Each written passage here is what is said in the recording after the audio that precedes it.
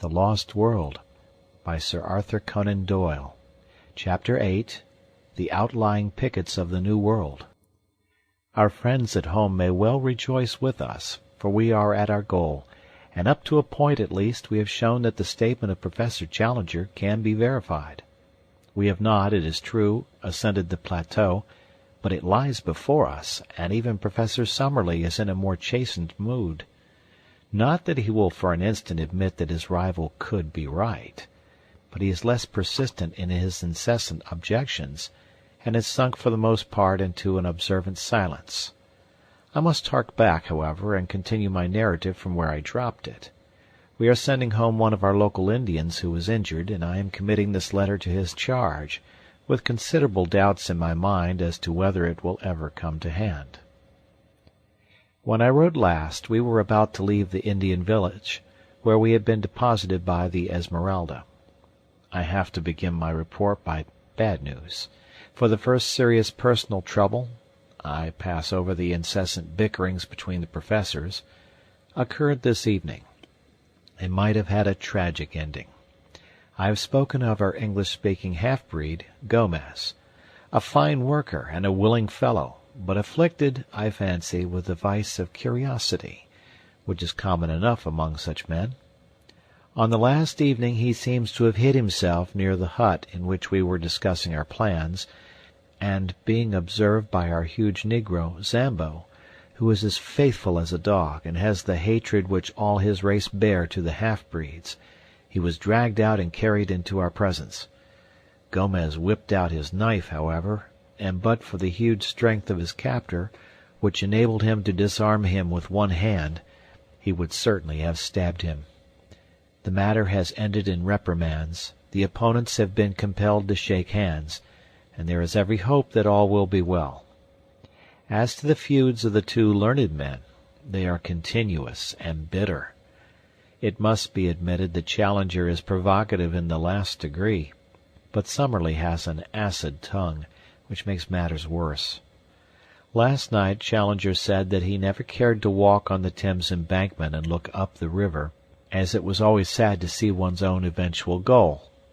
He is convinced, of course, that he is destined for Westminster Abbey.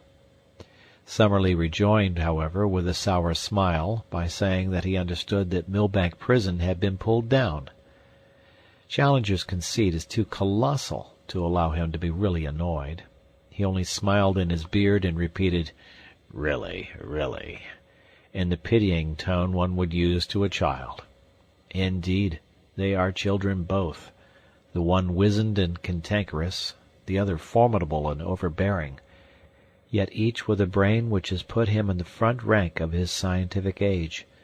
Brain, character, soul. Only as one sees more of life does one understand how distinct is each. The very next day we did actually make our start upon this remarkable expedition. We found that all our possessions fitted very easily into the two canoes, and we divided our personnel, 6 in each, taking the obvious precaution in the interests of peace of putting one professor into each canoe. Personally, I was with Challenger, who was in a beatific humor, moving about as one in a silent ecstasy and beaming benevolence from every feature. I have had some experience of him in other moods, however, and shall be the less surprised when the thunderstorms suddenly come up amidst the sunshine. If it is impossible to be at your ease, it is equally impossible to be dull in his company, for one is always in a state of half-tremulous doubt as to what sudden turn his formidable temper may take. For 2 days we made our way up a good-sized river some hundreds of yards broad, and dark in color but transparent, so that one could usually see the bottom. The affluents of the Amazon are, half of them, of this nature, while the other half are whitish and opaque, the difference depending upon the class of country through which they have flowed. The dark indicate vegetable decay, while the others point to clayey soil. Twice we came across rapids, and in each case made a portage of half a mile or so to avoid them. The woods on either side were primeval, which are more easily penetrated than woods of the second growth, and we had no great difficulty in carrying our canoes through them. How shall I ever forget the solemn mystery of it? The height of the trees and the thickness of the boles exceeded anything which I in my town-bred life could have imagined, shooting upwards in magnificent columns until, at an enormous distance above our heads, we could dimly discern the spot where they threw out their side branches into Gothic upward curves, which coalesced to form one great matted roof of verdure, through which only an occasional golden ray of sunshine shot downwards to trace a thin, dazzling line of light amidst the majestic obscurity. As we walked noiselessly amid the thick, soft carpet of decaying vegetation, the hush fell upon our souls which comes upon us in the twilight of the Abbey, and even Professor Challenger's full-chested notes sank into a whisper. Alone, I should have been ignorant of the names of these giant growths, but our men of science pointed out the cedars, the great silk cotton trees, and the redwood trees, with all that profusion of various plants which has made this continent the chief supplier to the human race of those gifts of nature which depend upon the vegetable world, while it is the most backward in those products which come from animal life. Vivid orchids and wonderful colored lichens smoldered upon the swarthy tree trunks, and where a wandering shaft of light fell full upon the golden alamanda, the scarlet star clusters of the taxonia, or the rich deep blue of ipomaea, the effect was as a dream of fairyland. In these great wastes of forest, life, which abhors darkness, struggles ever upwards to the light. Every plant, even the smaller ones, curls and writhes to the green surface, twining itself round its stronger and taller brethren in the effort. Climbing plants are monstrous and luxuriant, but others which have never been known to climb elsewhere learn the art as an escape from that sombre shadow, so that the common nettle, the jasmine, and even the jacitara palm tree can be seen circling the stems of the cedars and striving to reach their crowns. Of animal life there was no movement amid the majestic vaulted aisles which stretched from us as we walked, but a constant movement far above our heads told of that multitudinous world of snake and monkey, bird and sloth, which lived in the sunshine and looked down in wonder at our tiny, dark, stumbling figures in the obscure depths immeasurably below them. At dawn and at sunset the howler monkeys screamed together, and the parakeets broke into shrill chatter, but during the hot hours of the day only the full drone of insects, like the beat of a distant surf, filled the ear, while nothing moved amid the solemn vistas of stupendous trunks, fading away into the darkness which held us in. Once some bandy-legged lurching creature, an ant-eater or a bear, scuttled clumsily amid the shadows. It was the only sign of earth life which I saw in this great Amazonian forest. And yet there were indications that even human life itself was not far from us in those mysterious recesses. On the third day out we were aware of a singular deep throbbing in the air, rhythmic and solemn, coming and going fitfully throughout the morning. The two boats were paddling within a few yards of each other when first we heard it, and our Indians remained motionless, as if they had been turned to bronze, listening intently, with expressions of terror upon their faces. "What is it, then?" I asked. "Drums," said Lord John carelessly. "War drums. I have heard them before." "Yes, sir, war drums," said Gomez, the half-breed. "Wild Indians, bravos, not mansos. They watch us every mile of the way. Kill us if they can." "How can they watch us?" I asked, gazing into the dark, motionless void. The half-breed shrugged his broad shoulders. "The Indians know. They have their own way. They watch us. They talk the drum talk to each other. Kill us if they can." By the afternoon of that day, my pocket diary shows me that it was Tuesday, August 18th, at least 6 or 7 drums were throbbing from various points. Sometimes they beat quickly, sometimes slowly, sometimes in obvious question and answer, one far to the east breaking out in a high staccato rattle, and being followed after a pause by a deep roll from the north. There was something indescribably nerve-shaking and menacing in that constant mutter, which seemed to shape itself into the very syllables of the half-breed, endlessly repeated. "We will kill you if we can. We will kill you if we can." No one ever moved in the silent woods. All the peace and soothing of quiet nature lay in that dark curtain of vegetation, but away from behind there came ever the one message from our fellow man. "We will kill you if we can," said the men in the east. "We will kill you if we can," said the men in the north. All day the drums rumbled and whispered, while their menace reflected itself in the faces of our colored companions. Even the hardy, swaggering half-breed seemed cowed. I learned, however, that day, once for all, that both Summerlee and Challenger possessed that highest type of bravery, the bravery of the scientific mind. Theirs was the spirit which upheld Darwin among the gauchos of the Argentine, or Wallace among the head-hunters of Malaya. It is decreed by a merciful nature that the human brain cannot think of two things simultaneously, so that if it be steeped in curiosity as to science, it has no room for merely personal considerations.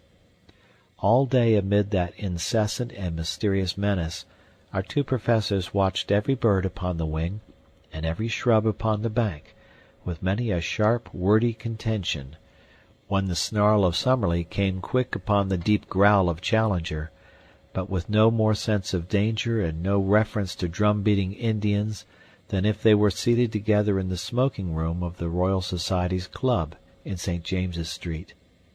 Once only did they condescend to discuss them. "Maranhah or Amjuaca cannibals," said Challenger, jerking his thumb towards the reverberating wood. "No doubt, sir," Summerlee answered. "Like all such tribes, I shall expect to find them of polysynthetic speech and of Mongolian type." "Polysynthetic, certainly," said Challenger indulgently. "I am not aware that any other type of language exists in this continent, and I have notes of more than 100. The Mongolian theory I regard with deep suspicion." "I should have thought that even a limited knowledge of comparative anatomy would have helped to verify it," said Summerlee bitterly. Challenger thrust out his aggressive chin until he was all beard and hat rim. "No doubt, sir, a limited knowledge would have that effect. When one's knowledge is exhaustive, one comes to other conclusions." They glared at one another in mutual defiance, while all round rose the distant whisper, "We will kill you. We will kill you if we can."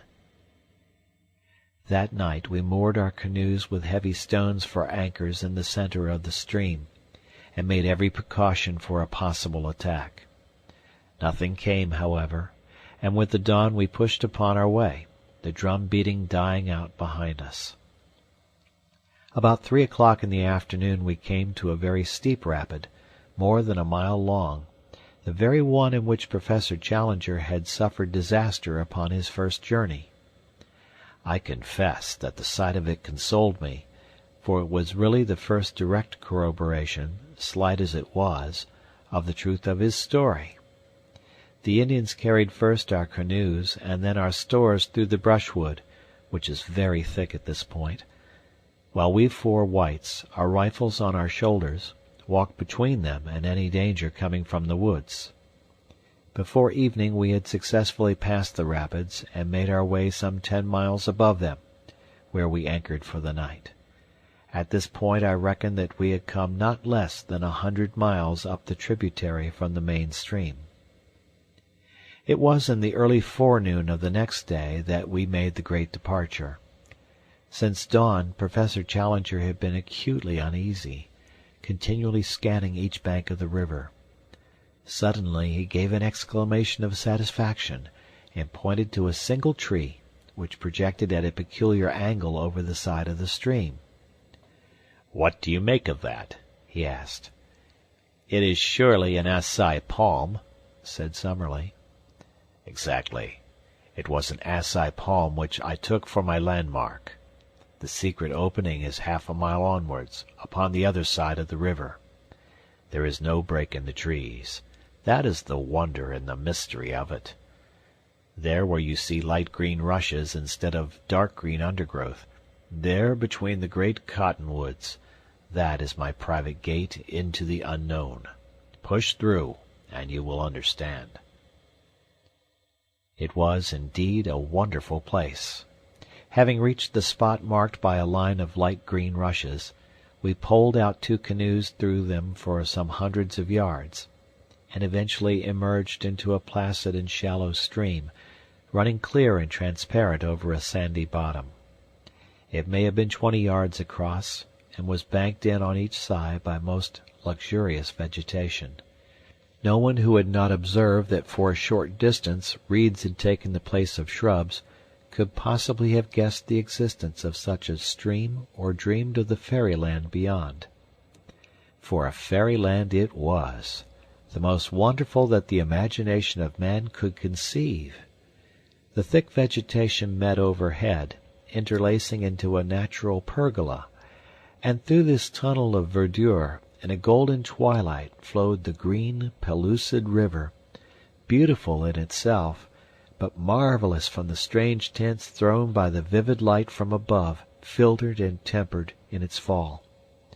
Clear as crystal, motionless as a sheet of glass, green as the edge of an iceberg, it stretched in front of us under its leafy archway, every stroke of our paddles sending 1,000 ripples across its shining surface.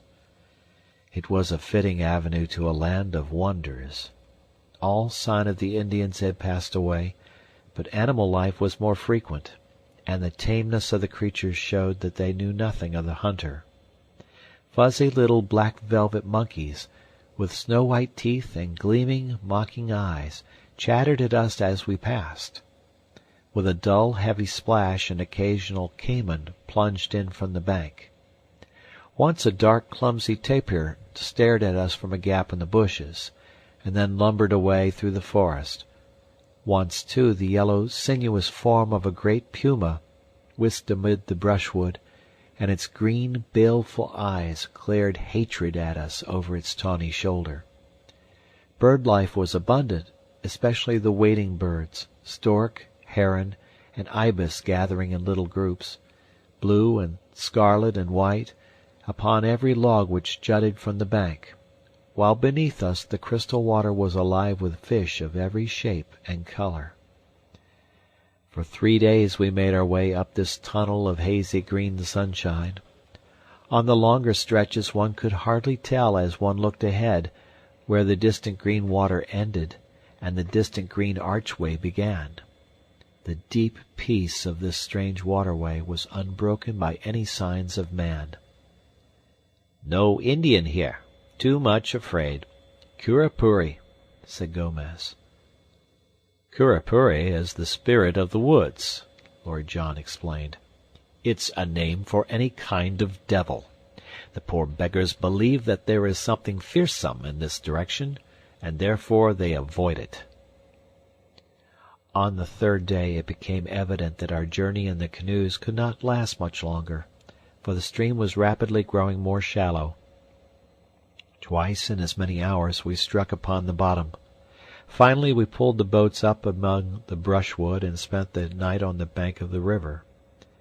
In the morning Lord John and I made our way for a couple of miles through the forest, keeping parallel with the stream, and as it grew ever shallower we returned and reported, what Professor Challenger had already suspected, that we had reached the highest point to which the canoes could be brought. We drew them up, therefore, and concealed them among the bushes, blazing a tree with our axes, so that we should find them again. Then we distributed the various burdens among us, guns, ammunition, food, a tent, blankets, and the rest, and, shouldering our packages, we set forth upon the more laborious stage of our journey. An unfortunate quarrel between our pepper pots marked the outset of our new stage. Challenger had from the moment of joining us issued directions to the whole party, much to the evident discontent of Summerlee. Now, upon his assigning some duty to his fellow professor, it was only the carrying of an aneroid barometer, the matter suddenly came to a head. "May I ask, sir," said Summerlee with vicious calm, "in what capacity you take it upon yourself to issue these orders?" Challenger glared and bristled. "I do it, Professor Summerlee, as leader of this expedition." "I am compelled to tell you, sir, that I do not recognize you in that capacity." "Indeed!" Challenger bowed with unwieldy sarcasm. "Perhaps you would define my exact position." "Yes, sir. You are a man whose veracity is upon trial, and this committee is here to try it. You walk, sir, with your judges." "Dear me," said Challenger, seating himself on the side of one of the canoes. "In that case you will, of course, go on your way, and I will follow at my leisure. If I am not the leader, you cannot expect me to lead." Thank heaven that there were two sane men, Lord John Roxton and myself, to prevent the petulance and folly of our learned professors from sending us back empty-handed to London. Such arguing and pleading and explaining before we could get them mollified. Then at last Summerlee, with his sneer and his pipe, would move forwards, and Challenger would come rolling and grumbling after. By some good fortune we discovered about this time that both our savants had the very poorest opinion of Dr. Illingworth of Edinburgh. Thenceforward that was our one safety, and every strained situation was relieved by our introducing the name of the Scotch zoologist, when both our professors would form a temporary alliance and friendship in their detestation and abuse of this common rival. Advancing in single file along the bank of the stream, we soon found that it narrowed down to a mere brook, and finally that it lost itself in a great green morass of sponge-like mosses, into which we sank up to our knees. The place was horribly haunted by clouds of mosquitoes and every form of flying pest, so we were glad to find solid ground again and to make a circuit among the trees, which enabled us to outflank this pestilent morass, which droned like an organ in the distance, so loud was it with insect life. On the second day after leaving our canoes we found that the whole character of the country changed. Our road was persistently upwards, and as we ascended the woods became thinner, and lost their tropical luxuriance. The huge trees of the alluvial Amazonian plain gave place to the phoenix and cocoa palms, growing in scattered clumps, with thick brushwood between. In the damper hollows the Mauritia palms threw out their graceful drooping fronds. We traveled entirely by compass, and once or twice there were differences of opinion between Challenger and the two Indians, when, to quote the professor's indignant words, the whole party agreed to trust the fallacious instincts of undeveloped savages rather than the highest product of modern European culture. That we were justified in doing so was shown upon the third day, when Challenger admitted that he recognized several landmarks of his former journey, and in one spot we actually came upon 4 fire-blackened stones, which must have marked a camping place. The road still ascended, and we crossed a rock-studded slope which took 2 days to traverse. The vegetation had again changed, and only the vegetable ivory tree remained, with a great profusion of wonderful orchids, among which I learned to recognize the rare Natonia vexillaria and the glorious pink and scarlet blossoms of Cattleya and Odontoglossum. Occasional brooks with pebbly bottoms and fern-draped banks gurgled down the shallow gorges in the hill, and offered good camping grounds every evening on the banks of some rock-studded pool, where swarms of little blue-backed fish, about the size and shape of English trout, gave us a delicious supper.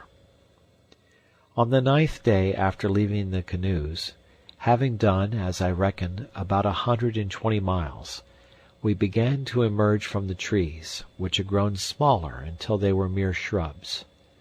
Their place was taken by an immense wilderness of bamboo, which grew so thickly that we could only penetrate it by cutting a pathway with the machetes and billhooks of the Indians. It took us a long day, traveling from 7 in the morning till 8 at night, with only 2 breaks of 1 hour each, to get through this obstacle. Anything more monotonous and wearying could not be imagined, for even at the most open places I could not see more than 10 or 12 yards, while usually my vision was limited to the back of Lord John's cotton jacket in front of me, and to the yellow wall within a foot of me on either side. From above came one thin knife edge of sunshine, and 15 feet over our heads one saw the tops of the reeds swaying against the deep blue sky.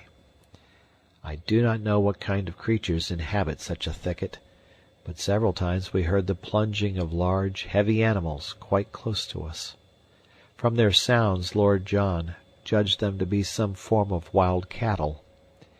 Just as night fell, we cleared the belt of bamboos, and at once formed our camp, exhausted by the interminable day. Early next morning we were again afoot, and found that the character of the country had changed once again. Behind us was the wall of bamboo, as definite as if it marked the course of a river.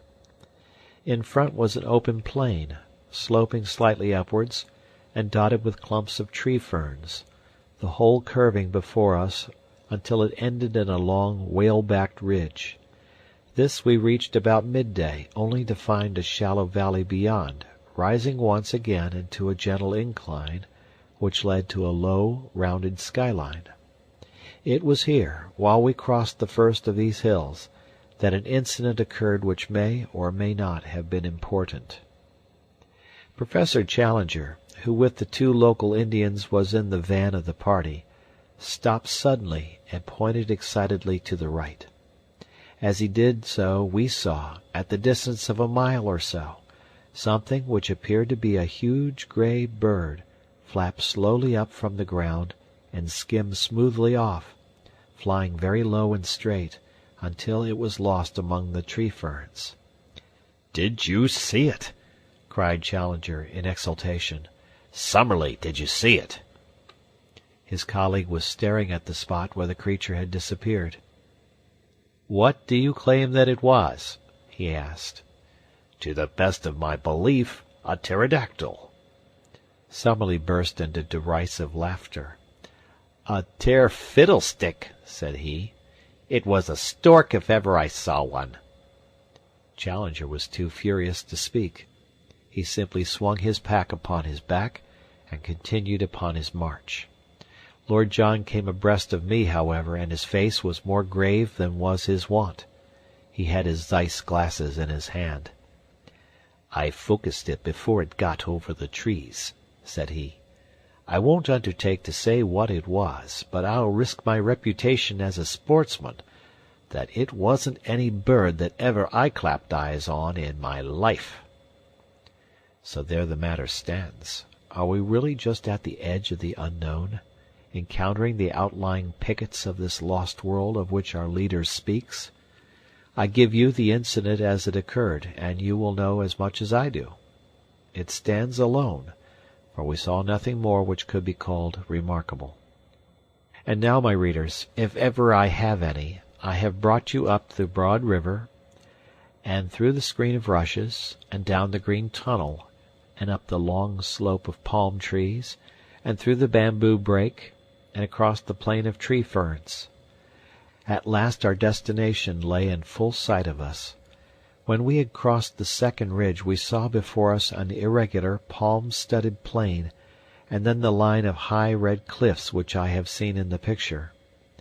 There it lies, even as I write, and there can be no question that it is the same. At the nearest point it is about 7 miles from our present camp, and it curves away, stretching as far as I can see. Challenger struts about like a prize peacock, and Summerlee is silent, but still skeptical. Another day should bring some of our doubts to an end. Meanwhile, as Jose, whose arm was pierced by our broken bamboo, insists upon returning, I send this letter back in his charge, and only hope that it may eventually come to hand. I will write again as the occasion serves. I have enclosed with this a rough chart of our journey, which may have the effect of making the account rather easier to understand. End of chapter. The Lost World by Sir Arthur Conan Doyle. Chapter 9. Who could have foreseen it? A dreadful thing has happened to us. Who could have foreseen it? I cannot foresee any end to our troubles. It may be that we are condemned to spend our whole lives in this strange, inaccessible place. I am still so confused that I can hardly think clearly of the facts of the present or of the chances for the future. To my astounded senses, the one seems most terrible, and the other is black as night. No men have ever found themselves in a worse position, nor is there any use in disclosing to you our exact geographical situation and asking our friends for a relief party. Even if they could send one, our fate will in all human probability be decided long before it could arrive in South America. We are, in truth, as far from any human aid as if we were on the moon. If we are to win through, it is only our own qualities which can save us. I have as companions 3 remarkable men of great brain power and of unshaken courage. There lies our one and only hope. It is only when I look upon the untroubled faces of my comrades that I see some glimmer through the darkness. Outwardly I trust that I appear as unconcerned as they. Inwardly I am filled with apprehension. Let me give you, with as much detail as I can, the sequence of events which have led us to this catastrophe.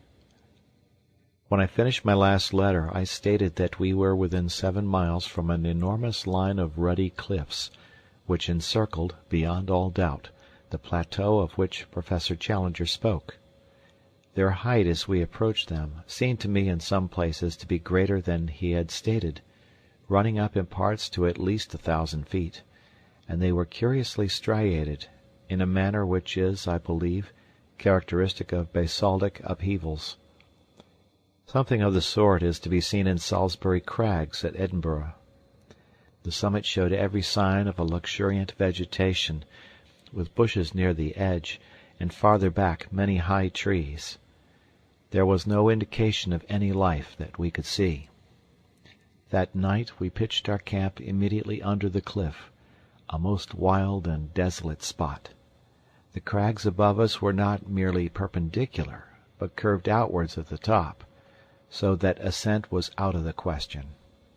Close to us was the high, thin pinnacle of rock which I believe I mentioned earlier in this narrative. It is like a broad, rich church spire, the top of it being level with the plateau, but a great chasm gaping between. On the summit of it there grew one high tree. Both pinnacle and cliff were comparatively low, some 500 or 600 feet, I should think. It was on that, said Professor Challenger, pointing to this tree, that the pterodactyl was perched. I climbed halfway up the rock before I shot him. I am inclined to think that a good mountaineer like myself could ascend the rock to the top, though he would, of course, be no nearer to the plateau when he had done so. As Challenger spoke of his pterodactyl, I glanced at Professor Summerlee, and for the first time I seemed to see some signs of a dawning credulity and repentance. There was no sneer upon his thin lips, but on the contrary, a gray, drawn look of excitement and amazement. Challenger saw it too, and revelled in the first taste of victory.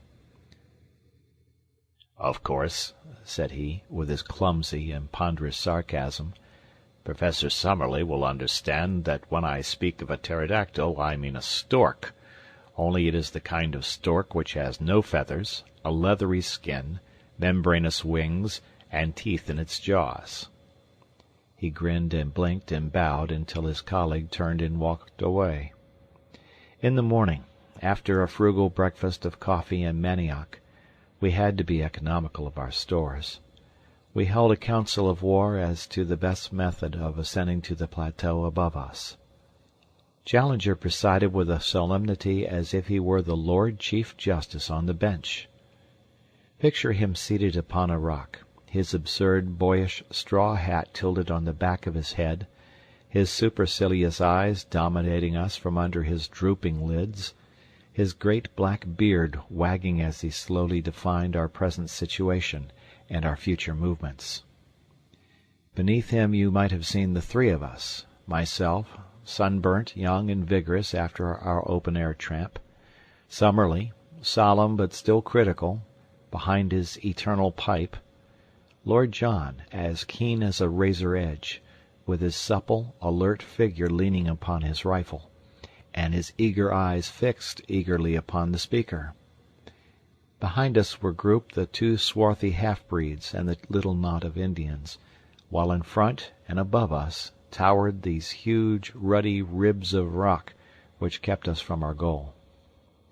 "I need not say," said our leader, "that on the occasion of my last visit I exhausted every means of climbing the cliff, and where I failed I do not think that anyone else is likely to succeed, for I am something of a mountaineer. I had none of the appliances of a rock climber with me, but I have taken the precaution to bring them now. With their aid I am positive I could climb that detached pinnacle to the summit, but so long as the main cliff overhangs, it is vain to attempt ascending that. I was hurried upon my last visit by the approach of the rainy season, and by the exhaustion of my supplies. These considerations limited my time, and I can only claim that I have surveyed about 6 miles of the cliff to the east of us, finding no possible way up. What, then, shall we now do?" "There seems to be only one reasonable course," said Professor Summerlee. "If you have explored the east, we should travel along the base of the cliff to the west, and seek for a practicable point for our ascent." "That's it," said Lord John. "The odds are that this plateau is of no great size, and we shall travel round it until we either find an easy way up it, or come back to the point from which we started." "I have already explained to our young friend here," said Challenger.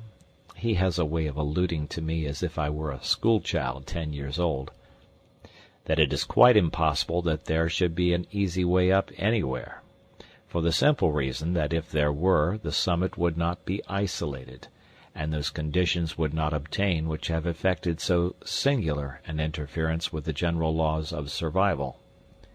Yet I admit that there may very well be places where an expert human climber may reach the summit, and yet a cumbrous and heavy animal be unable to descend. It is certain that there is a point where an ascent is possible." "How do you know that, sir?" asked Summerlee sharply. "Because my predecessor, the American Maple White, actually made such an ascent. How otherwise could he have seen the monster which he sketched in his notebook?" "There you reason somewhat ahead of the proved facts," said the stubborn Summerlee.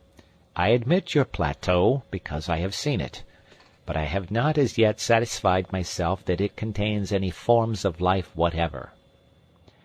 "What you admit, sir, or what you do not admit, is really of inconceivably small importance. I am glad to perceive that the plateau itself has actually obtruded itself upon your intelligence." He glanced up at it, and then, to our amazement, he sprang from his rock, and seizing Summerlee by the neck, he tilted his face into the air. "No, sir!" he shouted, hoarse with excitement. "Do I help you to realize that the plateau contains some animal life?" I have said that a thick fringe of green overhung the edge of the cliff. Out of this there had emerged a black, glistening object. As it came slowly forth and overhung the chasm, we saw that it was a very large snake, with a peculiar flat, spade-like head. It wavered and quivered above us for a minute, the morning sun gleaming upon its thick, sinuous coils. Then it slowly drew inwards and disappeared. Summerlee had been so interested that he had stood unresisting while Challenger tilted his head into the air. Now he shook his colleague off and came back to his dignity. "I should be glad, Professor Challenger," said he, "if you could see your way to make any remarks which may occur to you without seizing me by the chin. Even the appearance of a very ordinary rock python does not appear to justify such a liberty." "But there is life upon the plateau all the same," his colleague replied in triumph. "And now, having demonstrated this important conclusion so that it is clear to anyone, however prejudiced or obtuse, I am of opinion that we cannot do better than break up our camp and travel to westward until we find some means of ascent." The ground at the foot of the cliff was rocky and broken, so that the going was slow and difficult. Suddenly we came, however, upon something which cheered our hearts. It was the site of an old encampment, with several empty Chicago meat tins, a bottle labeled brandy, a broken tin opener, and a quantity of other travelers' debris. A crumpled, disintegrated newspaper revealed itself as the Chicago Democrat, though the date had been obliterated. "Not mine," said Challenger. "It must be Maple White's." Lord John had been gazing curiously at a great tree fern which overshadowed the encampment. "I say, look at this," said he. "I believe it is meant for a signpost." A slip of hard wood had been nailed to the tree in such a way as to point to the westward. "Most certainly a signpost," said Challenger. "What else? Finding himself upon a dangerous errand, our pioneer has left this sign so that any party which follows him may know the way he has taken. Perhaps we shall come upon some other indications as we proceed." We did indeed, but they were of a terrible and most unexpected nature. Immediately beneath the cliff there grew a considerable patch of high bamboo, like that which we had traversed in our journey. Many of these stems were 20 feet high, with sharp, strong tops, so that even as they stood they made formidable spears. We were passing along the edge of this cover when my eye was caught by the gleam of something white within it. Thrusting in my head between the stems, I found myself gazing at a fleshless skull. The whole skeleton was there, but the skull had detached itself and lay some feet nearer to the open. With a few blows from the machetes of our Indians we cleared the spot, and were able to study the details of this old tragedy. Only a few shreds of clothes could still be distinguished, but there was the remains of boots upon the bony feet, and it was very clear that the dead man was a European. A gold watch by Hudson of New York, and a chain which held a stylographic pen lay among the bones. There was also a silver cigarette case with J.C. from AES upon the lid. The state of the metal seemed to show that the catastrophe had occurred no great time before. "Who can he be?" asked Lord John. "Poor devil! Every bone in his body seems to be broken." "And the bamboo grows through his smashed ribs," said Summerlee. "It is a fast-growing plant, but it is surely inconceivable that his body could have been here while the canes grew to be 20 feet in length." "As to the man's identity," said Professor Challenger, "I have no doubt whatever upon that point. As I made my way up the river, before I reached you at the fazenda I instituted very particular inquiries about Maple White. At Para they knew nothing. Fortunately, I had a definite clue, for there was a particular picture in his sketch-book which showed him taking lunch with a certain ecclesiastic at Rosario. This priest I was able to find, and though he proved a very argumentative fellow, who took it absurdly amiss that I should point out to him the corrosive effects which modern science must have upon his beliefs, he none the less gave me some positive information. Maple White passed Rosario 4 years ago, or 2 years before I saw his dead body. He was not alone at the time, but there was a friend, an American named James Culver, who remained in the boat and did not meet this ecclesiastic. I think, therefore, that there can be no doubt that we are now looking upon the remains of this James Colver." "Nor," said Lord John, "is there much doubt as to how he met his death. He has fallen or been chucked from the top, and so been impaled. How else could he have come by his broken bones, and how could he have been stuck through by these canes with their points so high above our heads?" A hush came over us as we stood round these shattered remains, and realized the truth of Lord John Roxton's words. The beetling head of the cliff projected over the canebrake. Undoubtedly he had fallen from above. But had he fallen? Had it been an accident? Or, already ominous and terrible possibilities began to form round that unknown land. We moved off in silence, and continued to coast round the line of cliffs, which were as even and unbroken as some of those monstrous Antarctic ice fields which I have seen depicted, as stretching from horizon to horizon, and towering high above the mastheads of the exploring vessel. In 5 miles we saw no rift or break, and then suddenly we perceived something which filled us with new hope.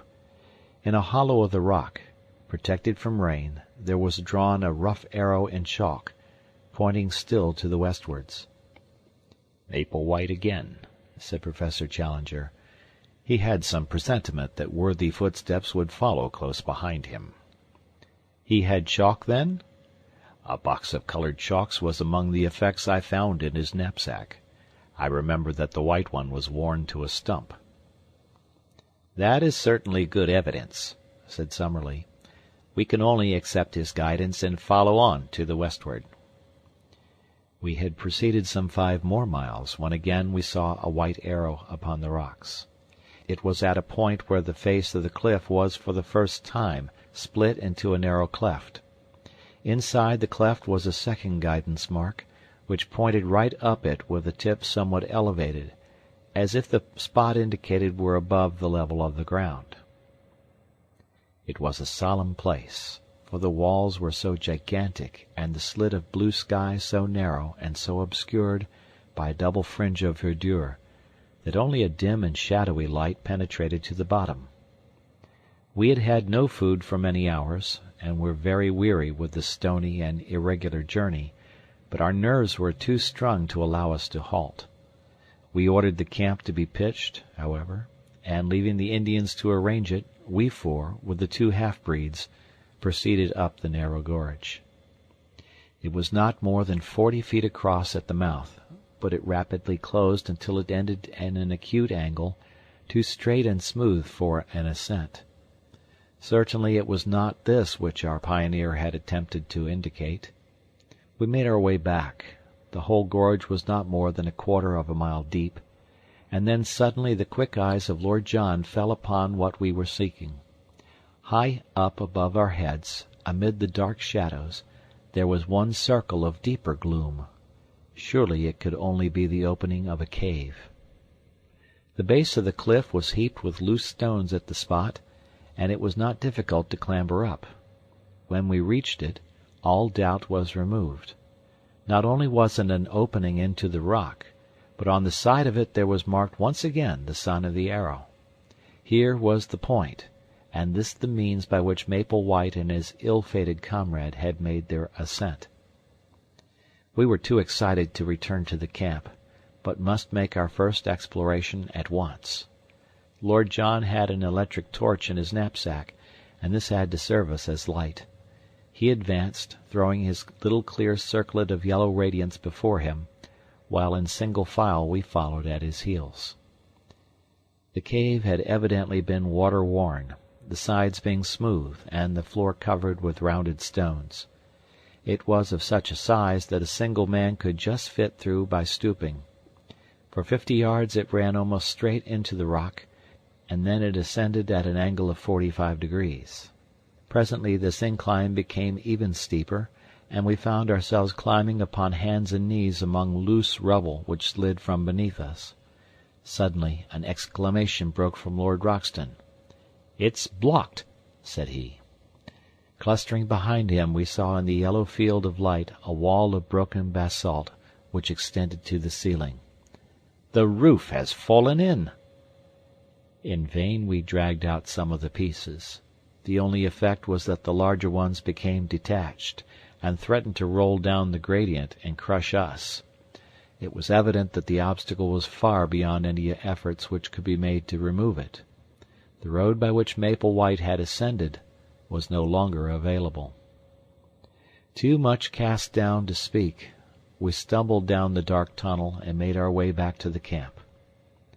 One incident occurred, however, before we left the gorge, which is of importance in view of what came afterwards. We had gathered in a little group at the bottom of the chasm, some 40 feet beneath the mouth of the cave, when a huge rock rolled suddenly downwards and shot past us with tremendous force. It was the narrowest escape for one or all of us.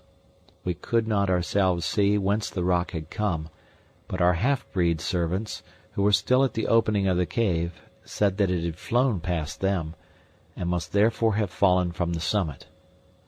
Looking upwards, we could see no sign of movement above us amidst the green jungle which topped the cliff. There could be little doubt, however, that the stone was aimed at us, so the incident surely pointed to humanity, and malevolent humanity, upon the plateau. We withdrew hurriedly from the chasm, our minds full of this new development and its bearing upon our plans. The situation was difficult enough before, but if the obstructions of nature were increased by the deliberate opposition of man, then our case was indeed a hopeless one. And yet, as we looked up at that beautiful fringe of verdure only a few hundreds of feet above our heads, there was not one of us who could conceive the idea of returning to London until we had explored it to its depths. On discussing the situation, we determined that our best course was to continue to coast round the plateau in the hope of finding some other means of reaching the top.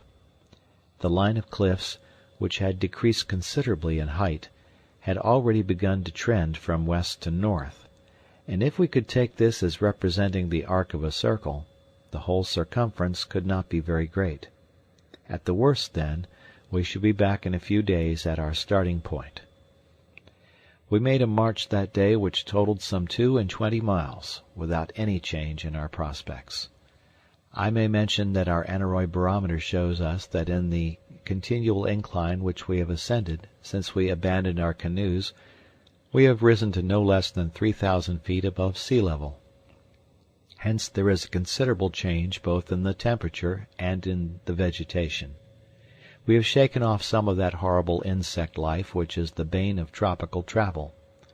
A few palms still survive, and many tree ferns, but the Amazonian trees have all been left behind. It was pleasant to see the convolvulus, the passion flower, and the begonia, all reminding me of home, here among these inhospitable rocks. There was a red begonia just the same color as one that is kept in a pot in the window of a certain villa in Streatham, but I am drifting into private reminiscence. That night, I am still speaking of the first day of our circumnavigation of the plateau, a great experience awaited us, and one which forever set at rest any doubt which we could have had as to the wonders so near us. You will realize as you read it, my dear Mr. McArdle, and possibly for the first time, that the paper has not sent me on a wild goose chase, and that there is conceivably fine copy waiting for the world whenever we have the Professor's leave to make use of it.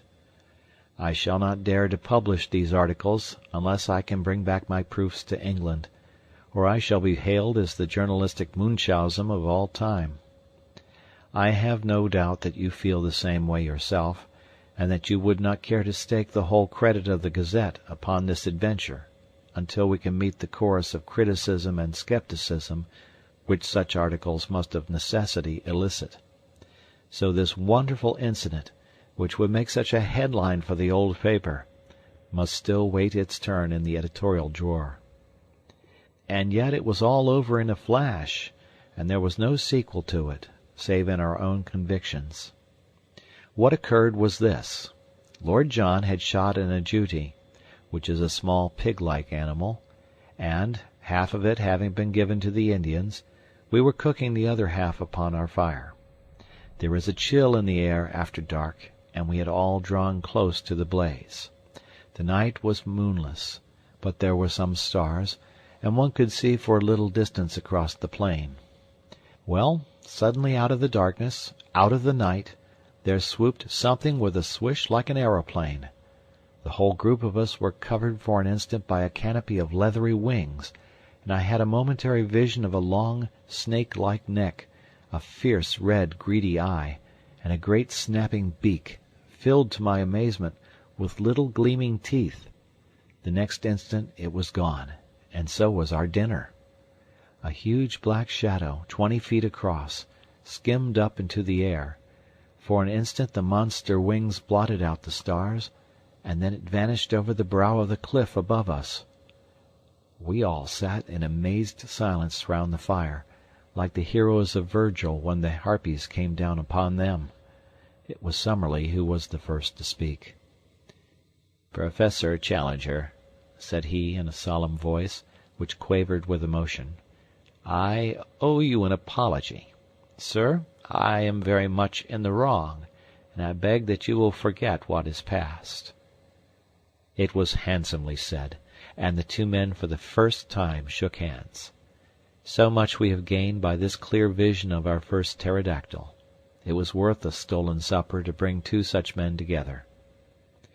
But if prehistoric life existed upon the plateau, it was not superabundant, for we had no further glimpse of it during the next 3 days. During this time we traversed a barren and forbidding country, which alternated between stony desert and desolate marshes full of many wildfowl, upon the north and east of the cliffs. From that direction the place is really inaccessible, and were it not for a hardish ledge which runs at the very base of the precipice, we should have had to turn back. Many times we were up to our waists in the slime and blubber of an old semi-tropical swamp. To make matters worse, the place seemed to be a favorite breeding place of the Jaracaca snake, the most venomous and aggressive in South America. Again and again these horrible creatures came writhing and springing towards us across the surface of this putrid bog, and it was only by keeping our shotguns forever ready that we could feel safe from them. One funnel-shaped depression in the morass, of a livid green in color from some lichen which festered in it, will always remain as a nightmare memory in my mind.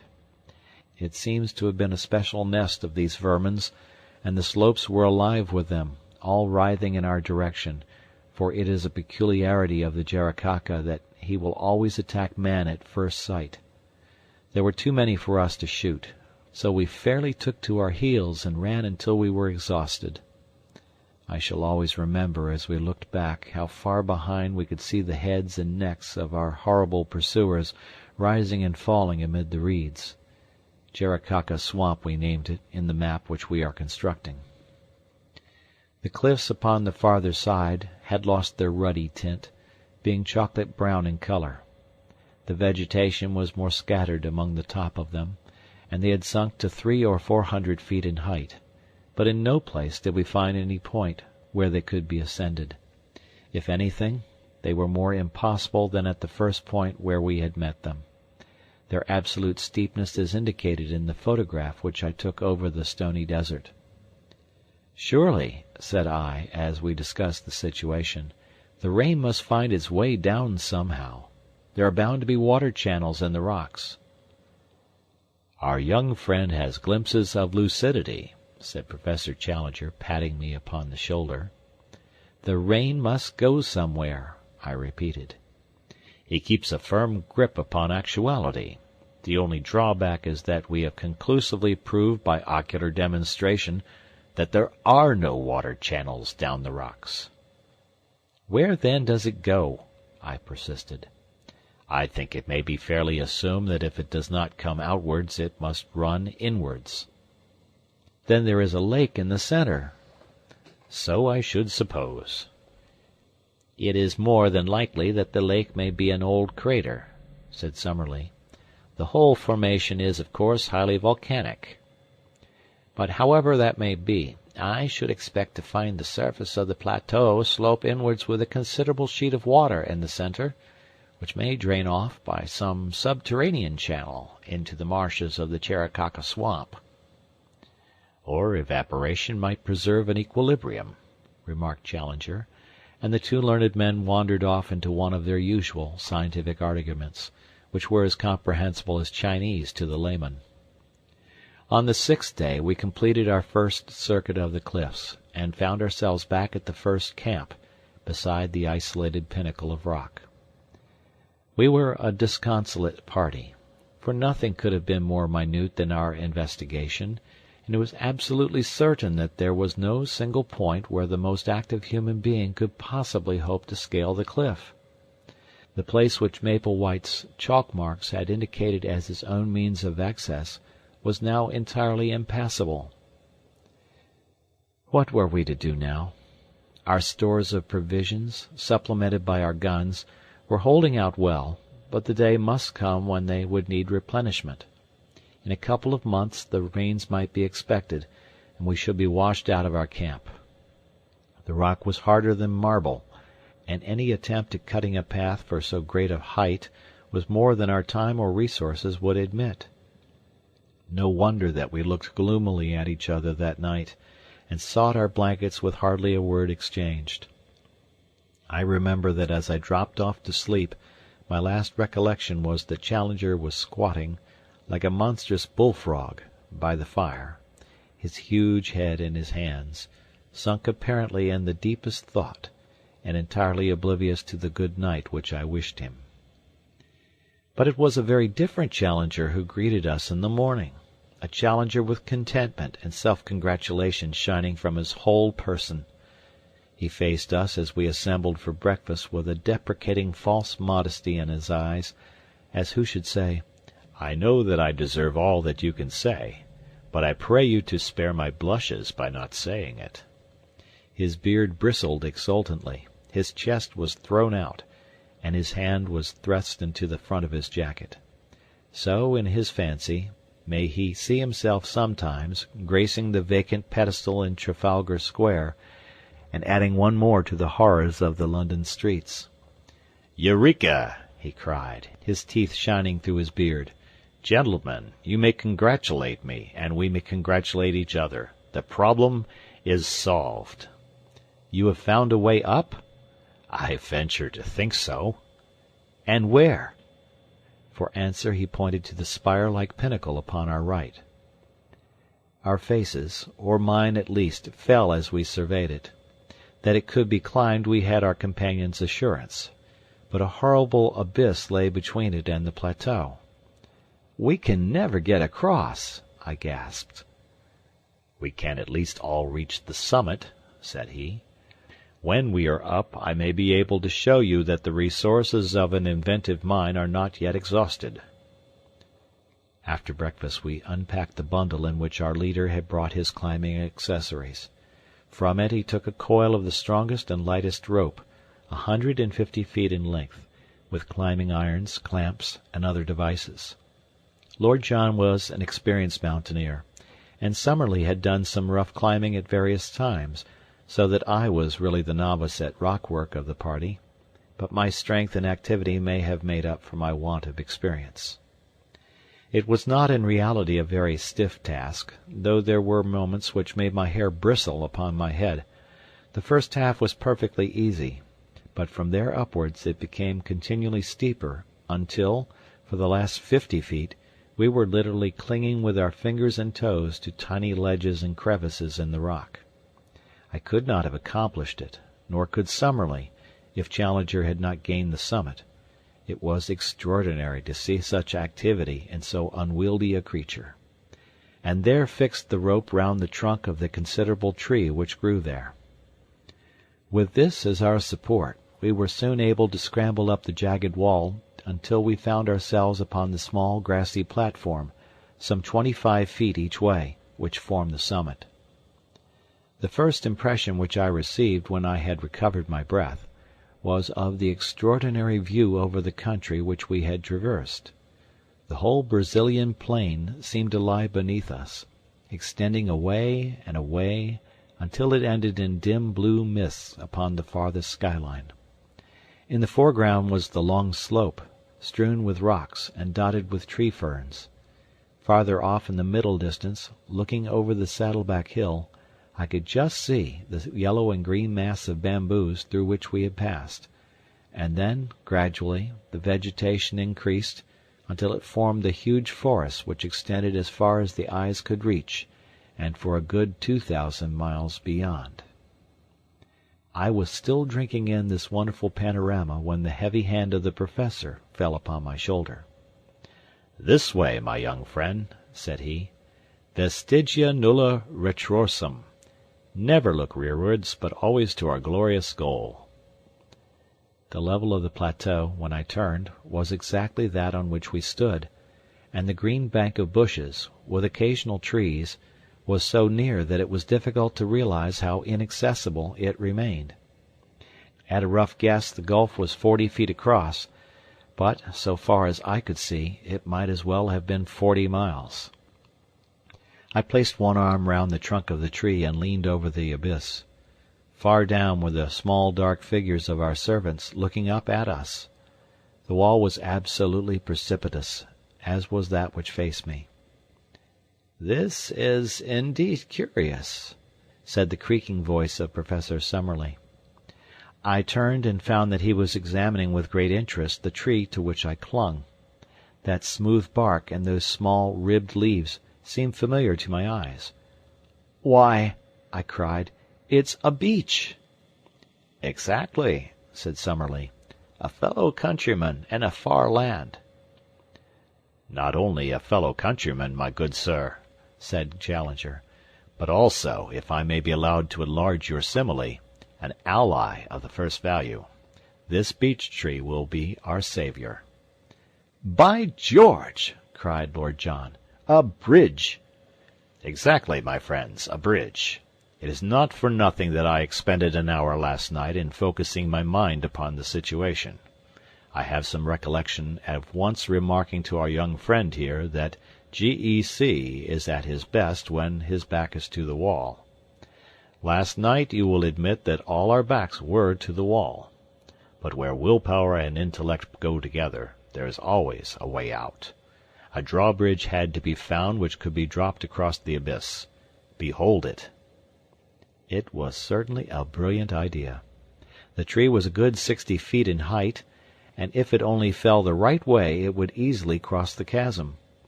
Challenger had slung the camp axe over his shoulder when he ascended. Now he handed it to me. "Our young friend has the thews and sinews," said he. "I think he will be the most useful at this task.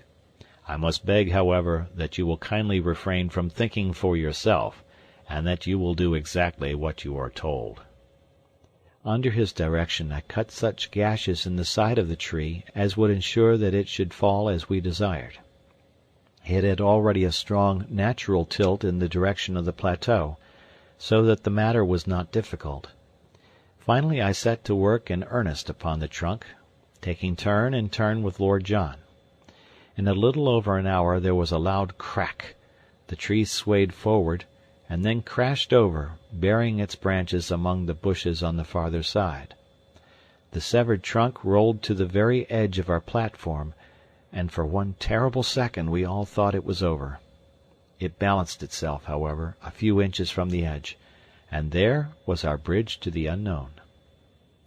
All of us, without a word, shook hands with Professor Challenger, who raised his straw hat and bowed deeply to each in turn.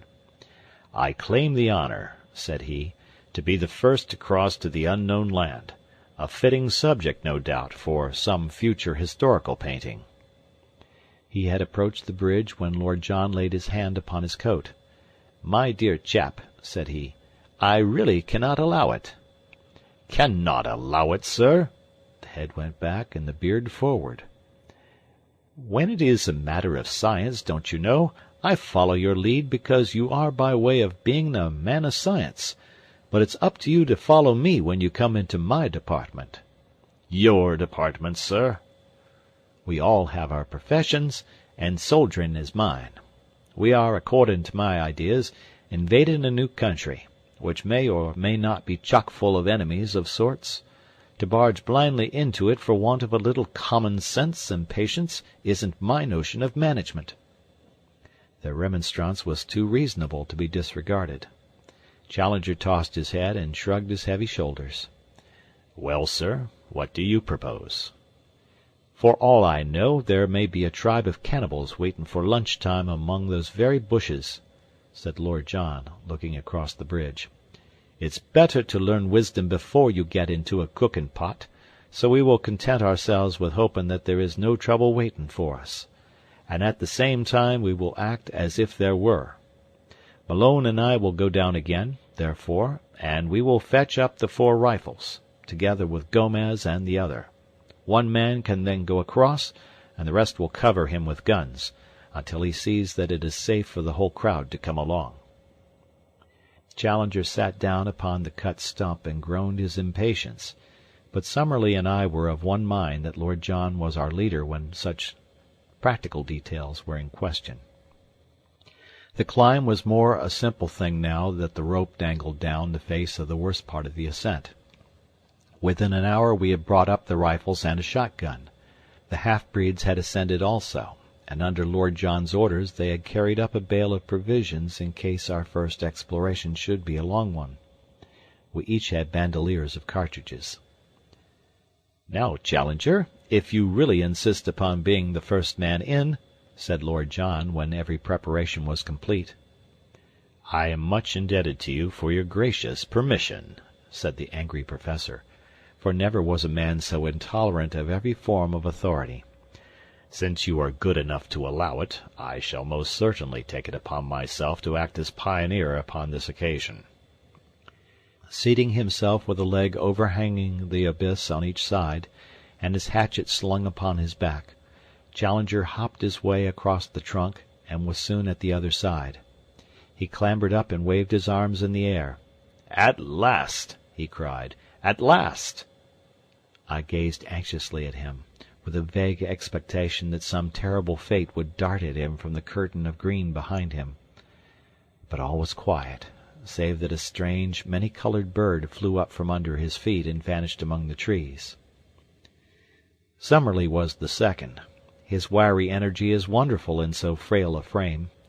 He insisted upon having 2 rifles slung upon his back, so that both professors were armed when he had made his transit. I came next, and tried hard not to look down into the horrible gulf over which I was passing. Summerlee held out the butt end of his rifle, and an instant later I was able to grasp his hand. As to Lord John, he walked across, actually walked without support. He must have nerves of iron. And there we were, the 4 of us, upon the dreamland, the lost world, of Maple White. To all of us it seemed the moment of our supreme triumph. Who could have guessed that it was the prelude to our supreme disaster? Let me say in a few words how the crushing blow fell upon us. We had turned away from the edge, and had penetrated about 50 yards of close brushwood, when there came a frightful rending crash from behind us. With one impulse we rushed back the way that we had come. The bridge was gone. Far down at the base of the cliff I saw, as I looked over, a tangled mass of branches and splintered trunk. It was our beech tree. Had the edge of the platform crumbled and let it through? For a moment this explanation was in all our minds. The next, from the farther side of the rocky pinnacle before us, a swarthy face, the face of Gomez the half-breed, was slowly protruded. Yes, it was Gomez, but no longer the Gomez of the demure smile and the mask-like expression. Here was a face with flashing eyes and distorted features, a face convulsed with hatred and with the mad joy of gratified revenge. "Lord Roxton!" he shouted. "Lord John Roxton!" "Well," said our companion, "here I am." A shriek of laughter came across the abyss. "Yes, there you are, you English dog, and there you will remain.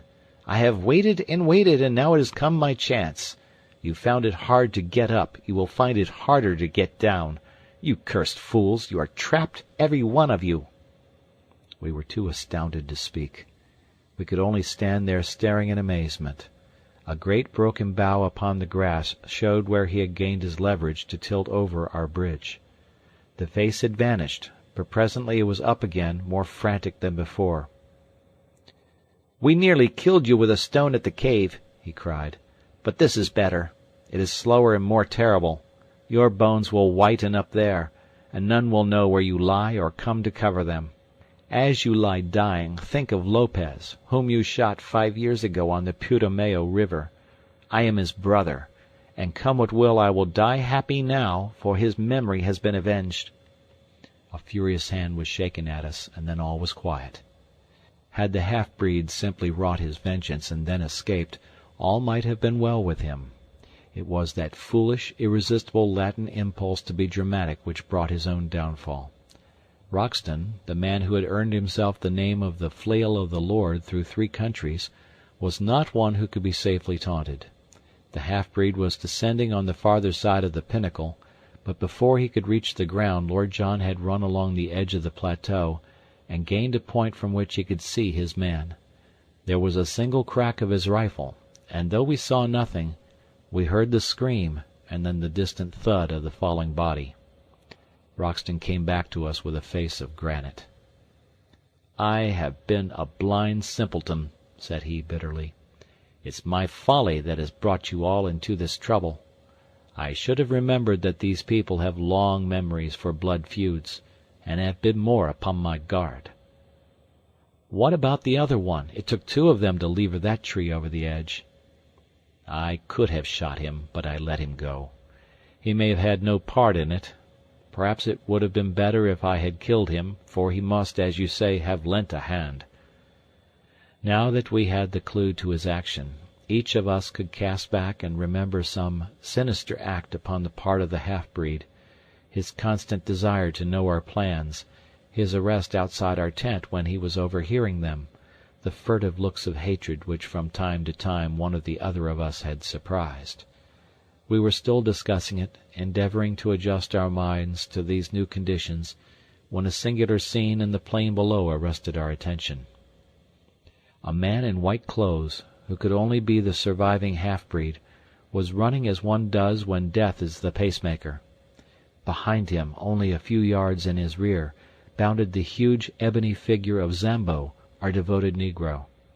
Even as we looked, he sprang upon the back of the fugitive and flung his arms round his neck. They rolled on the ground together.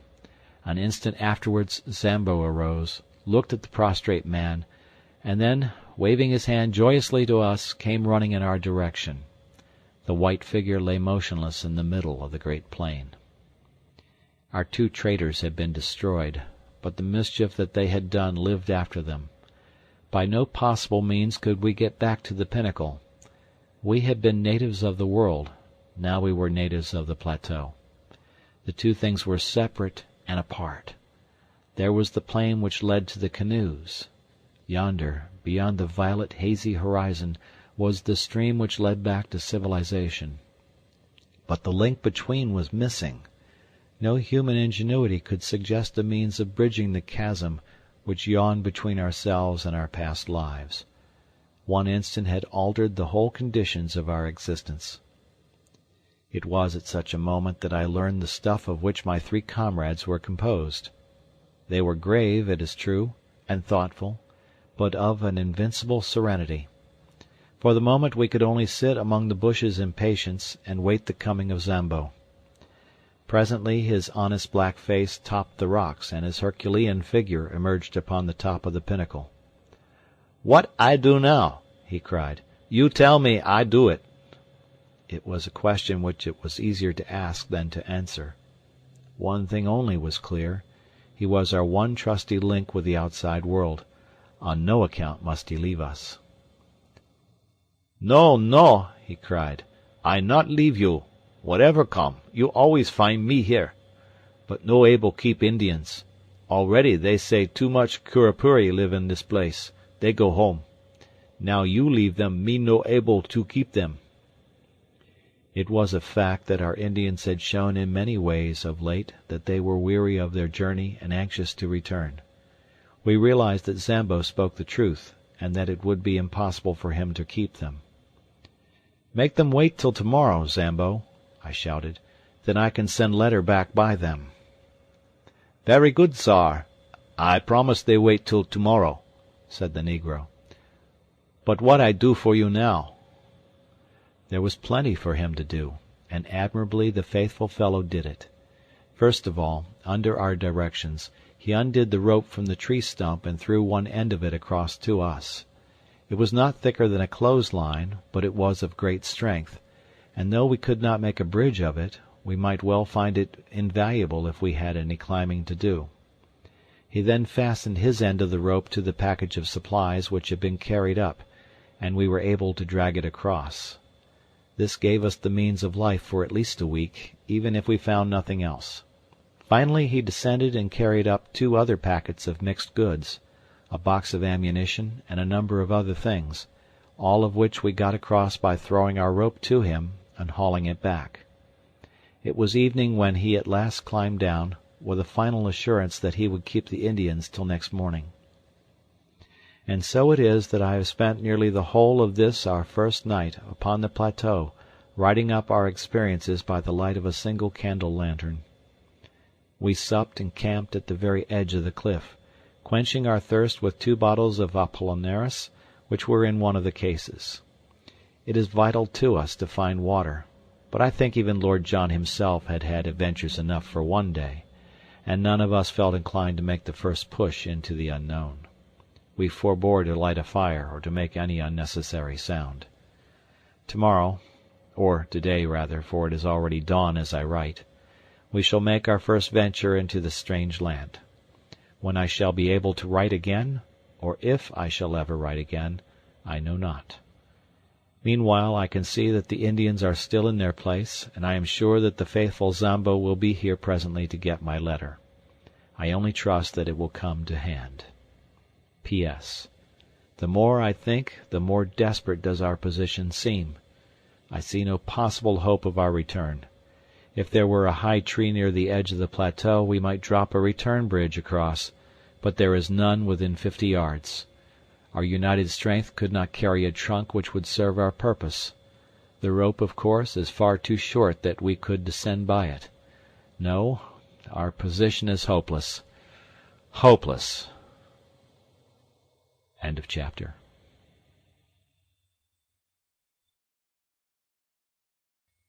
The Lost World by Sir Arthur Conan Doyle. Chapter 10. The Most Wonderful Things Have Happened.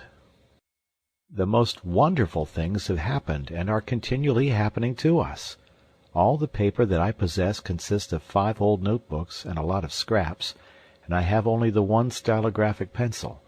But so long as I can move my hand, I will continue to set down our experiences and impressions, for, since we are the only men of the whole human race to see such things, it is of enormous importance that I should record them whilst they are fresh in my memory, and before that fate which seems to be constantly impending does actually overtake us. Whether Zambo can at last take these letters to the river, or whether I shall myself in some miraculous way carry them back with me, or finally whether some daring explorer, coming upon our tracks with the advantage, perhaps, of a perfected monoplane, should find this bundle of manuscript, in any case I can see that what I am writing is destined to immortality as a classic of true adventure. On the morning after our being trapped upon the plateau by the villainous Gomez, we began a new stage in our experiences. The first incident in it was not such as to give me a very favorable opinion of the place to which we had wandered. As I roused myself from a short nap after day had dawned, my eyes fell upon a most singular appearance upon my own leg. My trouser had slipped up, exposing a few inches of my skin above my sock.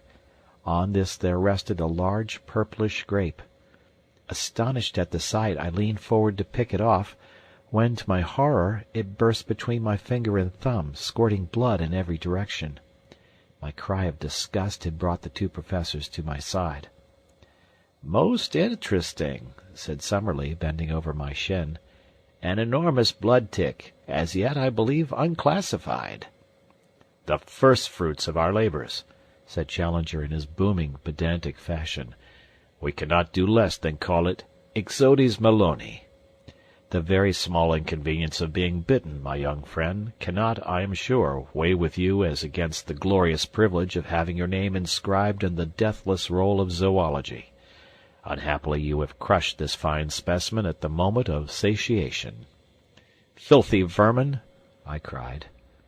Professor Challenger raised his great eyebrows in protest, and placed a soothing paw upon my shoulder. "You should cultivate the scientific eye and the detached scientific mind," said he. "To a man of philosophic temperament like myself, the blood-tick, with its lancet-like proboscis and its distending stomach, is as beautiful a work of nature as the peacock, or, for that matter, the aurora borealis. It pains me to hear you speak of it in so unappreciative a fashion. No doubt, with due diligence, we can secure some other specimen." "There can be no doubt of that," said Summerlee grimly, "for one has just disappeared behind your shirt-collar." Challenger sprang into the air, bellowing like a bull, and tore frantically at his coat and shirt to get them off. Summerlee and I laughed so that we could hardly help him. At last we exposed that monstrous torso, 54 inches by the tailor's tape. His body was all matted with black hair, out of which jungle we picked the wandering tick before it had bitten him. But the bushes round were full of the horrible pests, and it was clear that we must shift our camp. But first of all it was necessary to make our arrangements with the faithful negro, who appeared presently on the pinnacle with a number of tins of cocoa and biscuits, which he tossed over to us. Of the stores which remained below he was ordered to retain as much as would keep him for 2 months. The Indians were to have the remainder as a reward for their services and as payment for taking our letters back to the Amazon. Some hours later we saw them in single file far out upon the plain, each with a bundle on his head, making their way back along the path we had come. Zambo occupied our little tent at the base of the pinnacle, and there he remained, our one link with the world below. And now we had to decide upon our immediate movements.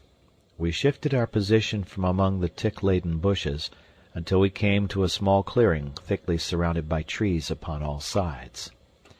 There were some flat slabs of rock in the center, with an excellent well close by, and there we sat in cleanly comfort while we made our first plans for the invasion of this new country. Birds were calling among the foliage, especially one with a peculiar whooping cry which was new to us, but beyond these sounds there was no signs of life. Our first care was to make some sort of list of our own stores, so that we might know what we had to rely upon. What with the things we had ourselves brought up, and those which Zambo had sent across on the rope, we were fairly well supplied. Most important of all, in view of the dangers which might surround us, we had our 4 rifles and 1,300 rounds, also a shotgun, but not more than 150 medium pellet cartridges. In the matter of provisions, we had enough to last for several weeks, with a sufficiency of tobacco and a few scientific implements, including a large telescope and a good field glass. All these things we collected together in the clearing, and as a first precaution we cut down with our hatchet and knives a number of thorny bushes, which we piled round in a circle some 15 yards in diameter. This was to be our headquarters for the time, our place of refuge against sudden danger, and the guardhouse for our stores. Fort Challenger, we called it. It was midday before we had made ourselves secure, but the heat was not oppressive, and the general character of the plateau, both in its temperature and in its vegetation, was almost temperate. The beech, the oak, and even the birch were to be found among the tangle of trees which girt us in. One huge ginkgo tree, topping all the others, shot its great limbs and maidenhair foliage over the fort which we had constructed. In its shade we continued our discussion, while Lord John, who had quickly taken command in the hour of action, gave us his views. "So long as neither man nor beast has seen or heard us, we are safe," said he. "From the time they know we are here, our troubles begin. There are no signs that they have found us out as yet. so our game surely is to lie low for a time and spy out the land. We want to have a good look at our neighbors before we get on visitin' terms." "But we must advance," I ventured to remark. "By all means, sonny my boy, we will advance, but with common sense. We must never go so far that we can't get back to our base. Above all, we must never, unless it is life or death, fire off our guns." "But you fired yesterday," said Summerlee. "Well, it couldn't be helped. However, the wind was strong and blew outwards. It is not likely that the sound could have traveled far into the plateau. By the way, what shall we call this place? I suppose it is up to us to give it a name?" There were several suggestions, more or less happy, but Challenger's was final. "It can only have one name," said he. "It is called after the pioneer who discovered it. It is Maple White Land." Maple White Land it became, and so it is named in that chart which has become my special task. So it will, I trust, appear in the Atlas of the future. The peaceful penetration of Maple White Land was the pressing subject before us. We had the evidence of our own eyes that the place was inhabited by some unknown creatures, and there was that of Maple White's sketch-book to show that more dreadful and more dangerous monsters might still appear. That there might also prove to be human occupants, and that they were of a malevolent character, was suggested by the skeleton impaled upon the bamboos, which could not have got there had it not been dropped from above. Our situation, stranded without possibility of escape in such a land, was clearly full of danger, and our reasons endorsed every measure of caution which Lord John's experience could suggest. Yet it was surely impossible that we should halt on the edge of this world of mystery when our very souls were tingling with impatience to push forward and to pluck the heart from it. We therefore blocked the entrance to our zareba by filling it up with several thorny bushes, and left our camp with the stores entirely surrounded by this protecting hedge. We then slowly and cautiously set forth into the unknown, following the course of the little stream which flowed from our spring, as it should always serve us as a guide on our return. Hardly had we started when we came across signs that there were indeed wonders awaiting us. After a few hundred yards of thick forest, containing many trees which were quite unknown to me, but which Summerlee, who was the botanist of the party, recognized as forms of conifera and of cycadaceous plants which have long passed away in the world below, we entered a region where the stream widened out and formed a considerable bog. High reeds of a peculiar type grew thickly before us, which were pronounced to be equisetaceae, or mare's tails, with tree ferns scattered amongst them, all of them swaying in a brisk wind. Suddenly Lord John, who was walking first, halted with uplifted hand. "Look at this," said he. "By George, this must be the trail of the father of all birds." An enormous three-toed track was imprinted in the soft mud before us. The creature, whatever it was, had crossed the swamp and had passed on into the forest. We all stopped to examine that monstrous spoor, if it were indeed a bird, and what animal could leave such a mark. Its foot was so much larger than an ostrich's that its height upon the same scale must be enormous. Lord John looked eagerly round him, and slipped 2 cartridges into his elephant gun. "I'll stake my good name as a shikaree," said he, "that the track is a fresh one. The creature has not passed 10 minutes. Look how the water is still oozing into that deeper print. By Jove! See, here is the mark of a little one."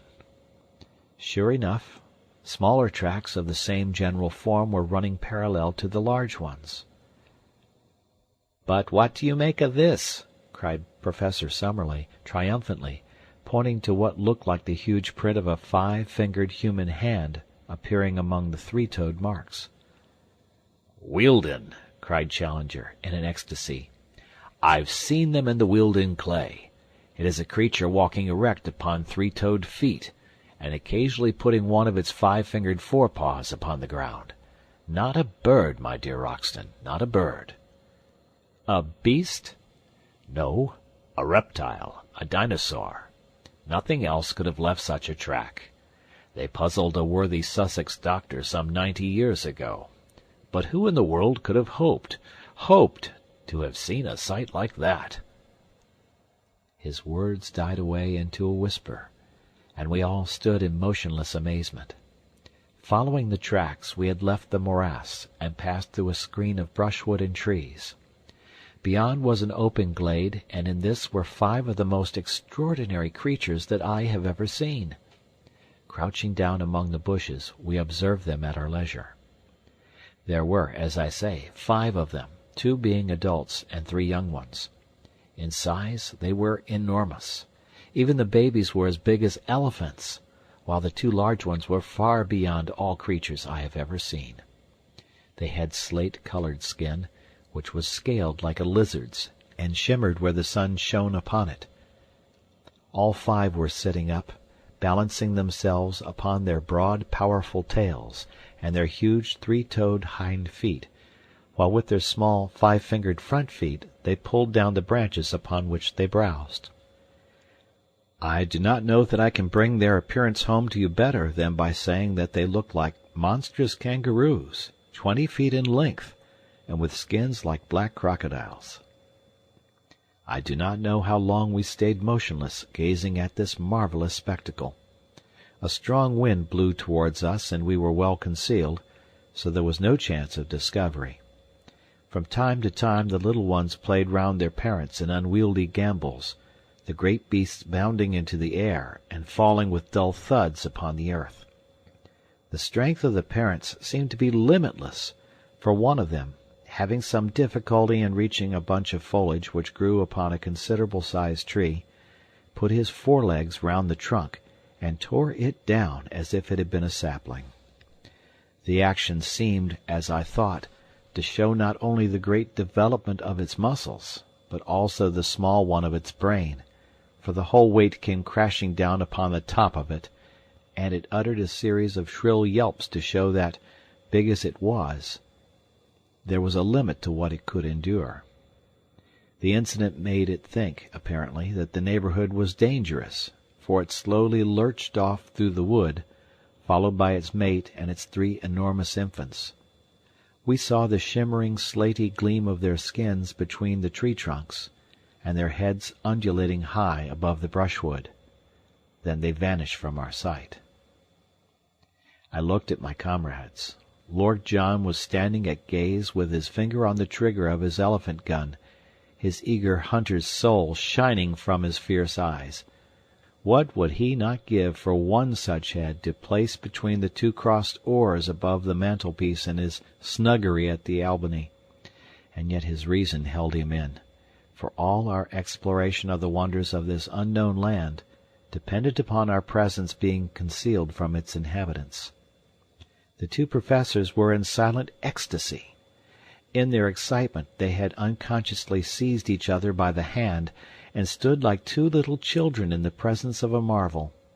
Challenger's cheeks bunched up into a seraphic smile, and Summerlee's sardonic face softening for the moment into wonder and reverence. "Nunc dimittis!" he cried at last. "What will they say in England of this?" My dear Summerlee, I will tell you with great confidence exactly what they will say in England, said Challenger. They will say that you were an infernal liar and a scientific charlatan, exactly as you and others said of me. In the face of photographs? Faked, Summerlee, clumsily faked. In the face of specimens? Ah, there we may have them. Malone and his filthy Fleet Street crew may be all yelping our praises yet. August the 28th, the day we saw 5 live iguanodons in a glade of maple-white land. Put it down in your diary, my young friend, and send it to your rag. And be ready to get the toe end of the editorial boot in return, said Lord John. Things look a bit different from the latitude of London, young fellow, my lad. There's many a man who never tells his adventures, for he can't hope to be believed. who's to blame them? For this will seem a bit of a dream to ourselves in a month or two. What did you say they were?" "Iguanodons," said Summerlee. "You'll find their footmarks all over the Hastings sands, in Kent and in Sussex. The south of England was alive with them when there was plenty of good lush green stuff to keep them going. Conditions have changed, and the beasts died. Here it seems that the conditions have not changed, and the beasts have lived." "If ever we get out of this alive, I must have a head with me," said Lord John. "Lord, how some of that Somaliland Uganda crowd would turn a beautiful pea green if they saw it. I don't know what you chaps think, but it strikes me that we are on mighty thin ice all this time." I had the same feeling of mystery and danger around us. In the gloom of the trees there seemed a constant menace, and as we looked up into their shadowy foliage vague terrors crept into one's heart. It is true that these monstrous creatures which we had seen were lumbering, inoffensive brutes which were unlikely to hurt anyone, but in this world of wonders, what other survivals might there not be? What fierce, active horrors, ready to pounce upon us from their lair among the rocks or brushwood? I knew little of prehistoric life, but I had a clear remembrance of one book which I had read, in which it spoke of creatures who would live upon our lions and tigers as a cat lives upon mice. What if these also were to be found in the woods of Maple White Land? It was destined that on this very morning, our first in the new country, we were to find out what strange hazards lay around us. It was a loathsome adventure, and one of which I hate to think. If, as Lord John said, the glade of the Iguanodons will remain with us as a dream, then surely the swamp of the pterodactyls will forever be our nightmare. Let me set down exactly what occurred. We passed very slowly through the woods, partly because Lord Roxton acted as scout before he would let us advance, and partly because at every second step one or other of our professors would fall with a cry of wonder before some flower or insect which presented him with a new type. We may have travelled 2 or 3 miles in all, keeping to the right of the line of the stream, when we came upon a considerable opening in the trees. A belt of brushwood led up to a tangle of rocks. The whole plateau was strewn with boulders. We were walking slowly towards these rocks, among bushes which reached over our waists, when we became aware of a strange low gabbling and whistling sound, which filled the air with a constant clamour and appeared to come from some spot immediately before us. Lord John held up his hand as a signal for us to stop, and he made his way swiftly, stooping and running, to the line of rocks. We saw him peep over them, and give a gesture of amazement. Then he stood staring as if forgetting us, so utterly entranced was he by what he saw. Finally he waved us to come on, holding up his hand as a signal for caution. His whole bearing made me feel that something wonderful, but dangerous, lay before us. Creeping to his side, we looked over the rocks. The place into which we gazed was a pit, and may in the early days have been one of the smaller volcanic blow-holes of the plateau. It was bowl-shaped, and at the bottom, some hundreds of yards from where we lay, were pools of green-scummed, stagnant water, fringed with bulrushes. It was a weird place in itself, but its occupants made it seem like a scene from the 7 Circles of Dante. The place was a rookery of pterodactyls. There were hundreds of them congregated within view.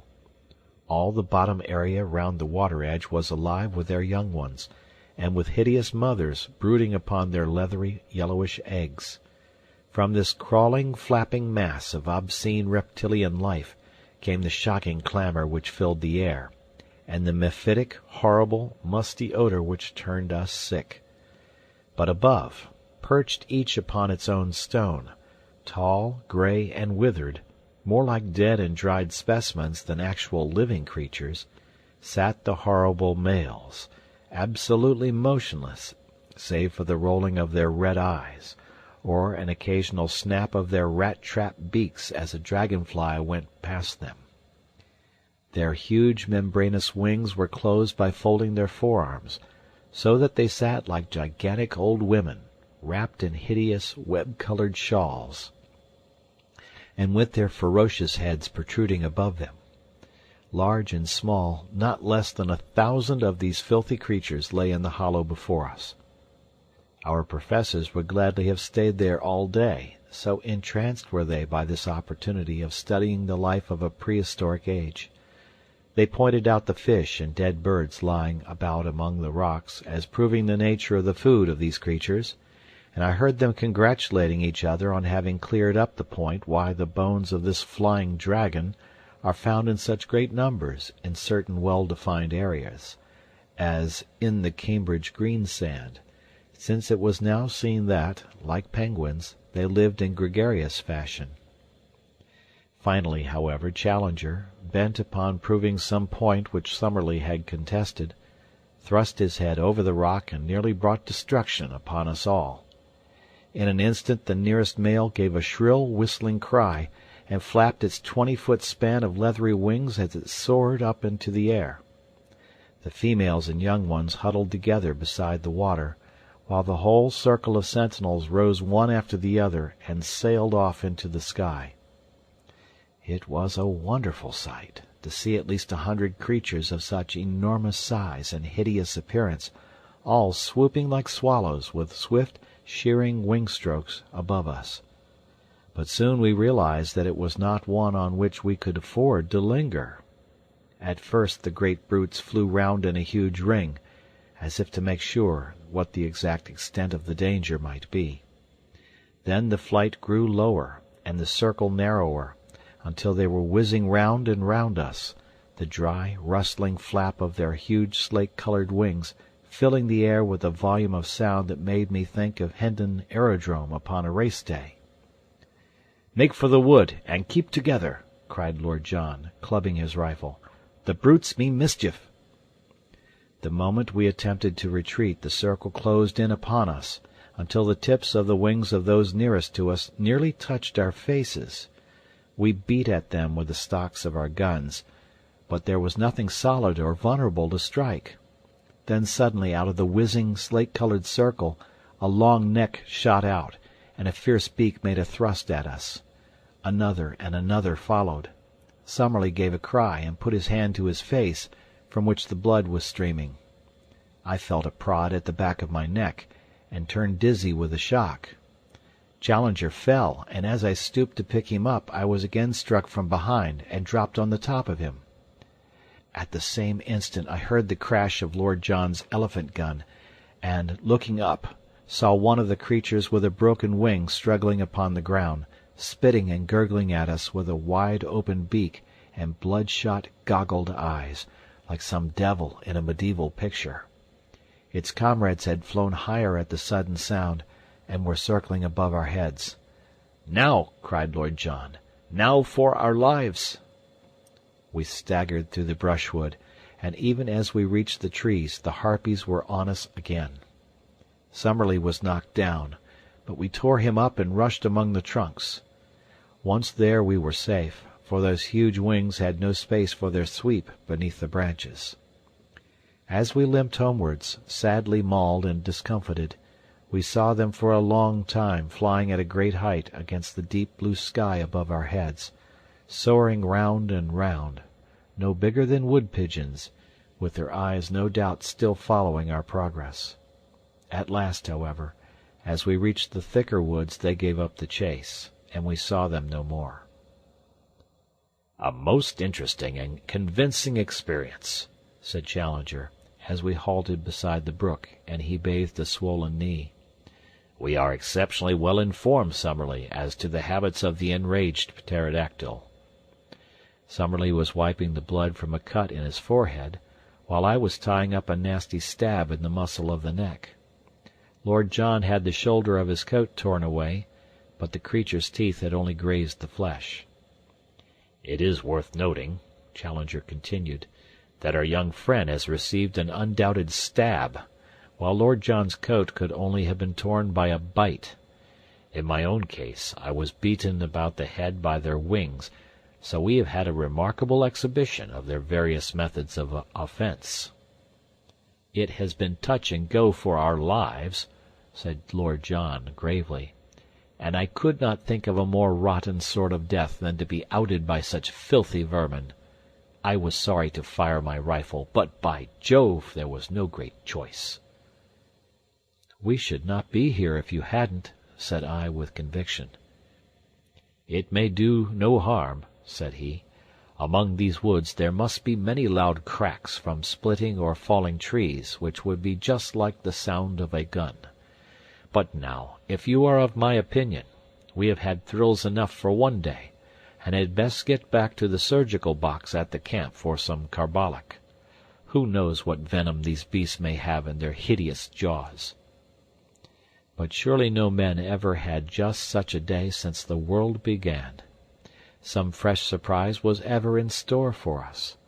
When, following the course of our brook, we at last reached our glade and saw the thorny barricade of our camp, we thought that our adventures were at an end. But we had something more to think of before we could rest. The gate of Fort Challenger had been untouched, the walls were unbroken, and yet it had been visited by some strange and powerful creature in our absence. No footmark showed a trace of its nature, and only the overhanging branch of the enormous ginkgo tree suggested how it might have come and gone. But of its malevolent strength there was ample evidence in the condition of our stores.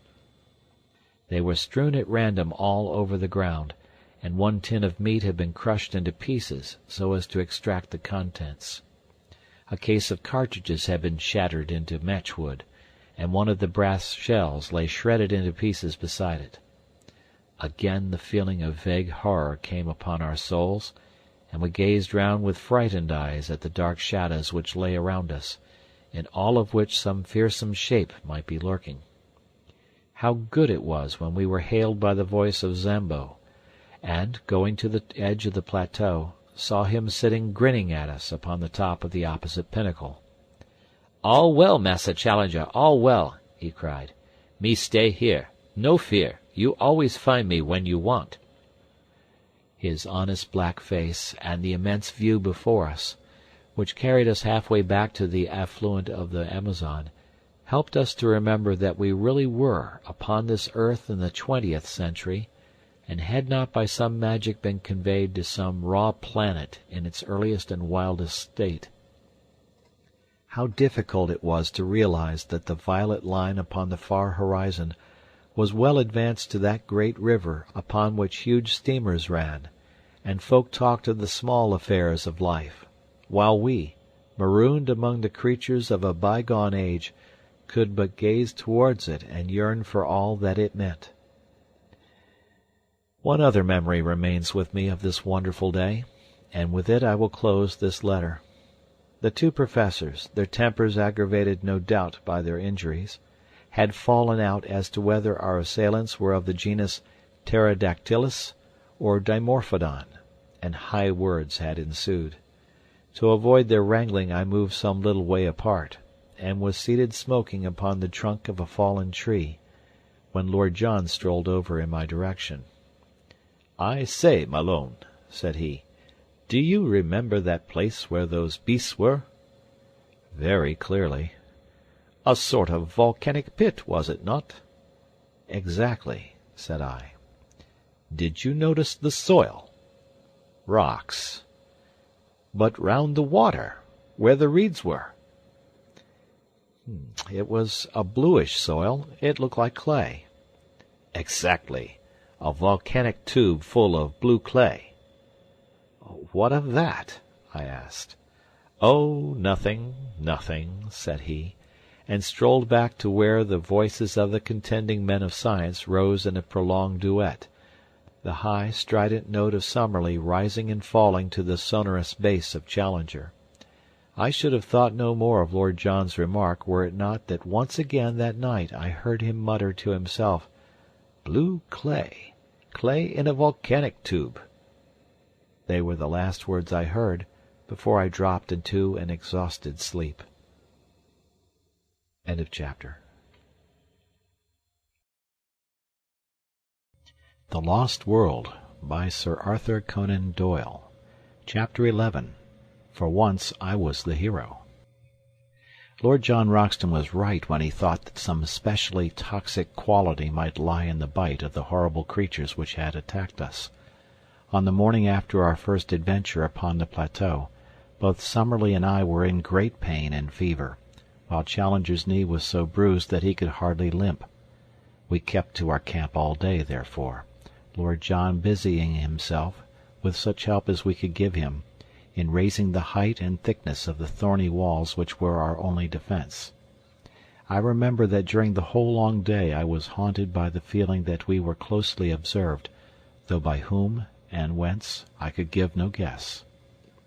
So strong was the impression that I told Professor Challenger of it, who put it down to the cerebral excitement caused by my fever. Again and again I glanced round swiftly, with a conviction that I was about to see something, but only to meet the dark tangle of our hedge or the solemn and cavernous gloom of the great trees which arched above our heads. And yet the feeling grew ever stronger in my own mind that something observant and something malevolent was at our very elbow. I thought of the Indian superstition of the Curupuri, the dreadful lurking spirit of the woods, and I could have imagined that his terrible presence haunted those who had invaded his most remote and sacred retreat. That night, our third in Maple White Land, we had an experience which left a fearful impression upon our minds, and made us thankful that Lord John had worked so hard in making our retreat impregnable. We were all sleeping round our dying fire when we were aroused, or rather I should say shot out of our slumbers, by a succession of the most frightful cries and screams to which I have ever listened.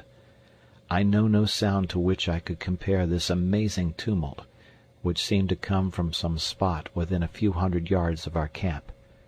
It was as ear-splitting as any whistle of a railway engine, but whereas the whistle is a clear, mechanical, sharp-edged sound, this was far deeper in volume and vibrant with the uttermost strain of agony and horror.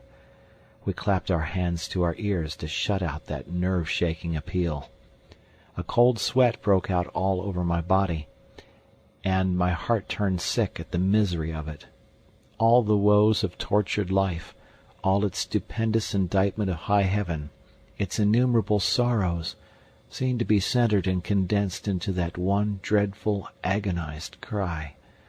And then, under this high-pitched, ringing sound there was another, more intermittent, a low, deep-chested laugh, a growling, throaty gurgle of merriment, which formed a grotesque accompaniment to the shriek with which it was blended. For 3 or 4 minutes on end the fearsome duet continued, while all the foliage rustled with the rising of startled birds. Then it shut off as suddenly as it began. For a long time we sat in horrified silence. Then Lord John threw a bundle of twigs upon the fire, and their red glare lit up the intent faces of my companions and flickered over the great boughs above our heads. "What was it?" I whispered. "We shall know in the morning," said Lord John. "It was close to us, not farther than the glade." We have been privileged to overhear a prehistoric tragedy, the sort of drama which occurred among the reeds upon the border of some Jurassic lagoon, when the greater dragon pinned the lesser among the slime, said Challenger with more solemnity than I had ever heard in his voice. It was surely well for man that he came late in the order of creation. There were powers abroad in earlier days which no courage and no mechanism of his could have met. What could his sling, his throwing stick, or his arrow avail him against such forces as have been loosed tonight? Even with a modern rifle it would be all odds on the monster. "I think I should back my little friend," said Lord John, caressing his Express. "But the beast would certainly have a good sporting chance." Summerlee raised his hand. "Hush!" he cried. "Surely I hear something?" From the utter silence there emerged a deep, regular pat-pat. It was the tread of some animal. the rhythm of soft but heavy pads placed cautiously upon the ground. It stole slowly round the camp, and then halted near our gateway. There was a low, sibilant rise and fall, the breathing of the creature. Only our feeble hedge separated us from this horror of the night. Each of us had seized his rifle, and Lord John had pulled out a small bush to make an embrasure in the hedge. "By George," he whispered, "I think I can see it." I stooped and peered over his shoulder through the gap. Yes, I could see it too. In the deep shadow of the tree there was a deeper shadow yet, black, inchoate, vague, a crouching form full of savage vigor and menace. It was no higher than a horse, but the dim outline suggested vast bulk and strength. That hissing pant, as regular and full-volumed as the exhaust of an engine, spoke of a monstrous organism. Once, as it moved, I thought I saw the glint of two terrible greenish eyes. There was an uneasy rustling, as if it were crawling slowly forward. "I believe it is going to spring," said I, cocking my rifle. "Don't fire! Don't fire!" whispered Lord John. "The crash of a gun in this silent night would be heard for miles. Keep it as a last card." "If it gets over the hedge, we're done," said Summerlee, and his voice crackled into a nervous laugh as he spoke. "No, it must not get over," cried Lord John. "But hold your fire to the last. Perhaps I can make something of the fellow. I'll chance it anyhow." It was as brave an act as ever I saw a man do. He stooped to the fire, picked up a blazing branch, and slipped in an instant through a sally-port which he had made in our gateway. The thing moved forward with a dreadful snarl. Lord John never hesitated, but running towards it with a quick, light step, he dashed the flaming wood into the brute's face. For one moment I had a vision of a horrible mask like a giant toad's, of a warty, leprous skin, and of a loose mouth all beslobbered with fresh blood. The next, there was a crash in the underwood, and our dreadful visitor was gone. "I thought he wouldn't face the fire," said Lord John, laughing, as he came back and threw his branch among the faggots. "You should not have taken such a risk," we all cried. "There was nothing else to be done.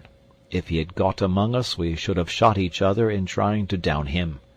On the other hand, if we had fired through the hedge and wounded him, he would soon have been on the top of us, to say nothing of giving ourselves away. On the whole, I think that we are jolly well out of it. What was he, then?" Our learned men looked at each other with some hesitation. "Personally, I am unable to classify the creature with any certainty," said Summerlee, lighting his pipe from the fire. "In refusing to commit yourself, you are but showing a proper scientific reserve," said Challenger with massive condescension. "I am not myself prepared to go farther than to say in general terms that we have almost certainly been in contact tonight with some form of carnivorous dinosaur. I have already expressed my anticipation that something of the sort might exist upon this plateau."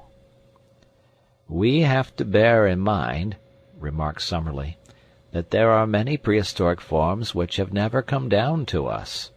It would be rash to suppose that we can give a name to all that we are likely to meet." "Exactly. A rough classification may be the best that we can attempt. Tomorrow some further evidence may help us to an identification.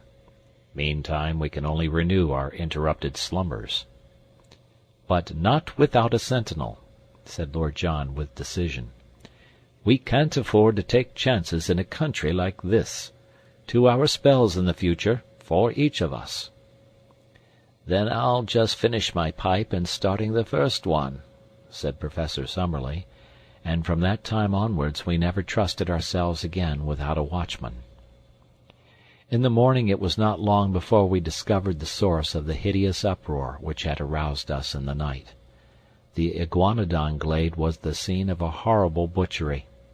From the pools of blood and the enormous lumps of flesh scattered in every direction over the greensward, we imagined at first that a number of animals had been killed, but on examining the remains more closely, we discovered that all this carnage came from one of those unwieldy monsters, which had been literally torn to pieces by some creature not larger, perhaps, but far more ferocious than itself.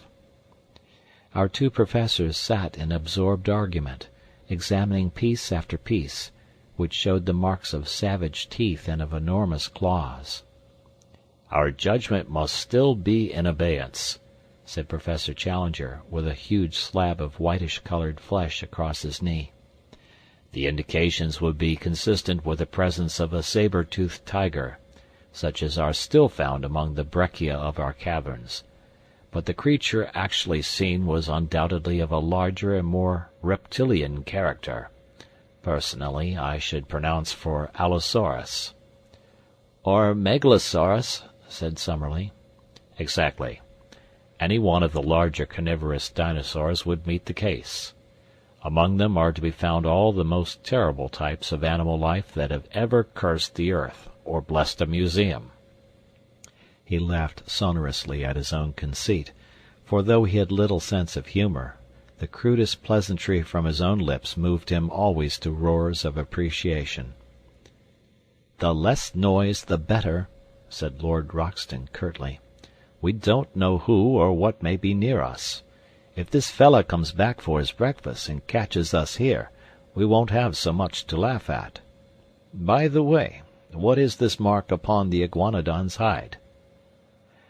On the dull, scaly, slate-colored skin, somewhere above the shoulder, there was a singular black circle of some substance which looked like asphalt. None of us could suggest what it meant, though Summerlee was of opinion that he had seen something similar upon one of the young ones 2 days before. Challenger said nothing, but looked pompous and puffy, as if he could if he would, so that finally Lord John asked his opinion direct. "If your lordship will graciously permit me to open my mouth, I shall be happy to express my sentiments," said he with elaborate sarcasm. "I am not in the habit of being taken to task in the fashion which seems to be customary with your lordship. I was not aware that it was necessary to ask your permission before smiling at a harmless pleasantry." It was not until he had received his apology that our touchy friend would suffer himself to be appeased. When at last his ruffled feelings were at ease, he addressed us at some length from his seat upon a fallen tree, speaking, as his habit was, as if he were imparting most precious information to a class of 1,000. "With regard to the marking," said he, "I am inclined to agree with my friend and colleague, Professor Summerlee, that the stains are from asphalt. As this plateau is, in its very nature, highly volcanic, and as asphalt is a substance which one associates with plutonic forces, I cannot doubt that it exists in the free liquid state, and that the creatures may have come in contact with it. A much more important problem is the question as to the existence of the carnivorous monster, which has left its traces in this glade. We know roughly that this plateau is not larger than an average English county. Within this confined space a certain number of creatures, mostly types which have passed away in the world below, have lived together for innumerable years. Now, it is very clear to me that in so long a period one would have expected that the carnivorous creatures, multiplying unchecked, would have exhausted their food supply and have been compelled to either modify their flesh-eating habits or die of hunger. This, we see, has not been so. We can only imagine, therefore, that the balance of nature is preserved by some check which limits the numbers of these ferocious creatures. One of the many interesting problems, therefore, which await our solution is to discover what that check may be and how it operates. I venture to trust that we may have some future opportunity for the closer study of the carnivorous dinosaurs." "And I venture to trust we may not," I observed. The professor only raised his great eyebrows as the schoolmaster meets the irrelevant observation of the naughty boy.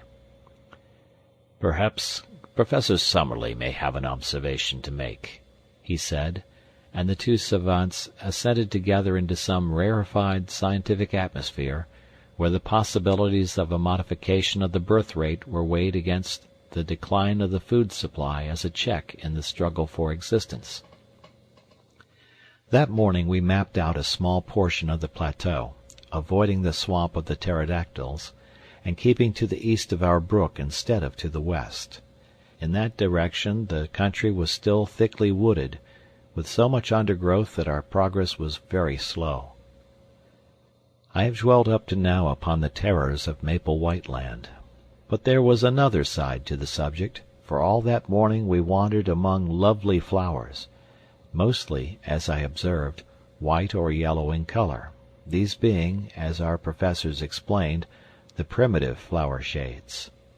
In many places the ground was absolutely covered with them, and as we walked ankle-deep on that wonderful yielding carpet, the scent was almost intoxicating in its sweetness and intensity.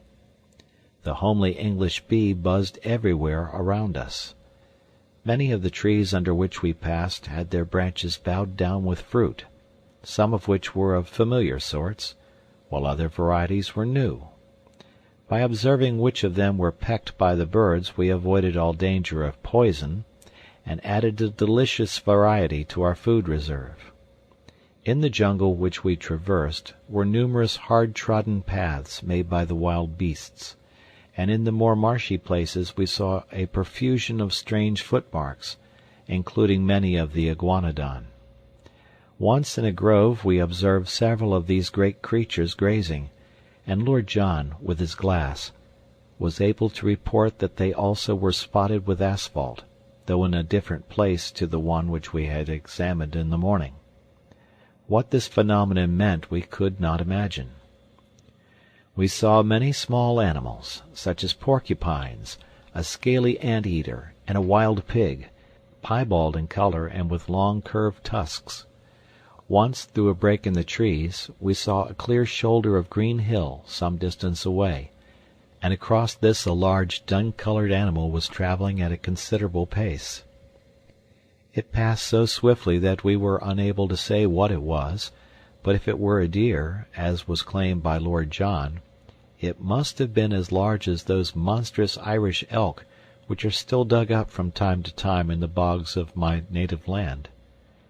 Ever since the mysterious visit which had been paid to our camp, we always returned to it with some misgivings. However, on this occasion we found everything in order. That evening we had a grand discussion upon our present situation and future plans, which I must describe at some length, as it led to a new departure by which we were enabled to gain a more complete knowledge of Maple White Land than might have come in many weeks of exploring. It was Summerlee who opened the debate. All day he had been querulous in manner, and now some remark of Lord John's as to what we should do on the morrow brought all his bitterness to a head. "What we ought to be doing today, tomorrow, and all the time," said he, "is finding some way out of the trap into which we have fallen. You are all turning your brains towards getting into this country. I say that we should be scheming how to get out of it."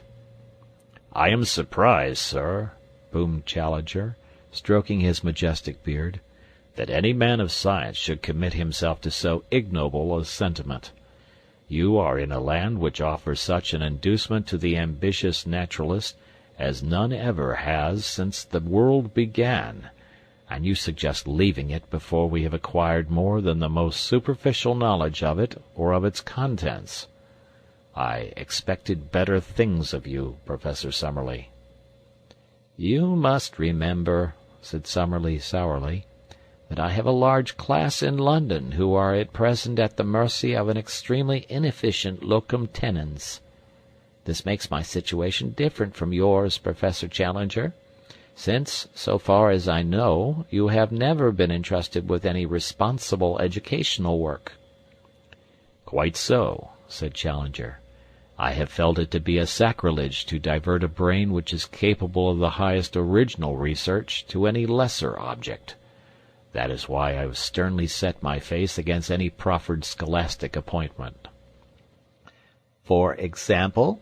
asked Summerlee with a sneer, but Lord John hastened to change the conversation. "I must say," said he, "that I think it would be a mighty poor thing to go back to London before I know a great deal more of this place than I do at present." "I could never dare to walk into the back office of my paper and face old McArdle," said I. "You will excuse the frankness of this report, will you not, sir? He'd never forgive me for leaving such unexhausted copy behind me. Besides, so far as I can see, it is not worth discussing, since we can't get down even if we wanted." "Our young friend makes up for many obvious mental lacunae by some measure of primitive common sense," remarked Challenger. "The interests of his deplorable profession are immaterial to us, but, as he observes, we cannot get down in any case, so it is a waste of energy to discuss it." "It is a waste of energy to do anything else," growled Summerlee from behind his pipe. "Let me remind you that we came here upon a perfectly definite mission, entrusted to us at the meeting of the Zoological Institute in London. That mission was to test the truth of Professor Challenger's statements. Those statements, as I am bound to admit, we are now in a position to endorse. Our ostensible work is therefore done. As to the detail which remains to be worked out upon this plateau, it is so enormous that only a large expedition, with a very special equipment, could hope to cope with it. Should we attempt to do so ourselves, the only possible result must be that we shall never return with the important contribution to science which we have already gained. Professor Challenger has devised means for getting us on to this plateau, when it appeared to be inaccessible. I think that we should now call upon him to use the same ingenuity in getting us back to the world from which we came." I confess that as Summerlee stated his view it struck me as altogether reasonable.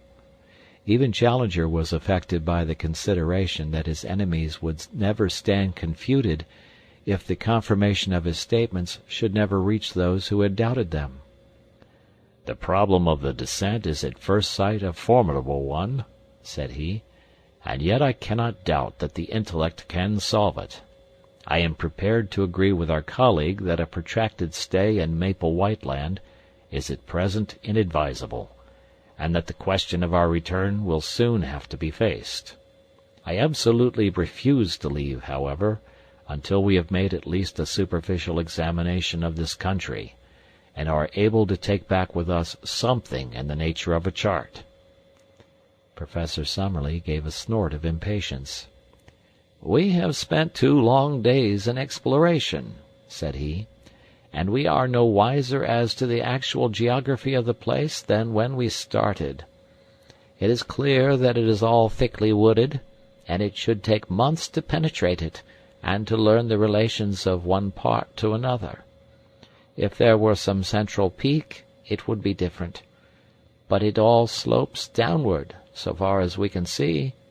The farther we go, the less likely it is that we will get any general view."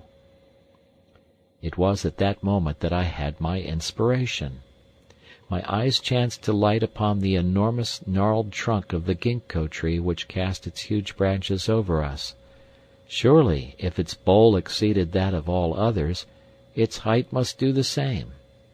If the rim of the plateau was indeed the highest point, then why should this mighty tree not prove to be a watchtower which commanded the whole country? Now, ever since I ran wild as a lad in Ireland, I have been a bold and skilled tree climber. My comrades might be masters on the rocks, but I knew that I would be supreme among those branches. Could I only get my legs on to the lowest of the giant offshoots, then it would be strange indeed if I could not make my way to the top. My comrades were delighted at my idea. "Our young friend," said Challenger, bunching up the red apples of his cheek, is capable of acrobatic exertions which would be impossible to a man of a more solid, though possibly of a more commanding, appearance. I applaud his resolution." "By George, young fellow, you've put your hand on it," said Lord John, clapping me on the back. "How we never came to think of it before, I can't imagine. There's not more than an hour of daylight left, but if you take your note-book you may be able to get some rough sketch of the place. If we put these 3 ammunition cases under the branch, I will soon hoist you on to it." He stood on the boxes while I faced the trunk, and was gently raising me when Challenger sprang forward and gave me such a thrust with his huge hand that he fairly shot me into the tree. With both arms clasping the branch, I scrambled hard with my feet until I had worked, first my body and then my knees, onto it. There were 3 excellent offshoots, like huge rungs of a ladder, above my head, and a tangle of convenient branches beyond, so that I clambered onwards with such speed that I soon lost sight of the ground and had nothing but foliage beneath me. Now and then I encountered a check, and once I had to shin up a creeper for 8 or 10 feet, but I made excellent progress, and the booming of Challenger's voice seemed to be a great distance beneath me. The tree was, however, enormous, and looking upwards, I could see no thinning of the leaves above my head. There was some thick bush-like clump which seemed to be a parasite upon a branch up which I was swarming. I leaned my head round it in order to see what was beyond, and I nearly fell out of the tree in my surprise and horror at what I saw. A face was gazing into mine, at the distance of only a foot or 2. The creature that owned it had been crouching behind the parasite, and had looked round it at the same instant that I did. It was a human face, or at least it was far more human than any monkey's that I have ever seen. It was long, whitish, and blotched with pimples, the nose flattened, and the lower jaw projecting, with a bristle of coarse whiskers round the chin.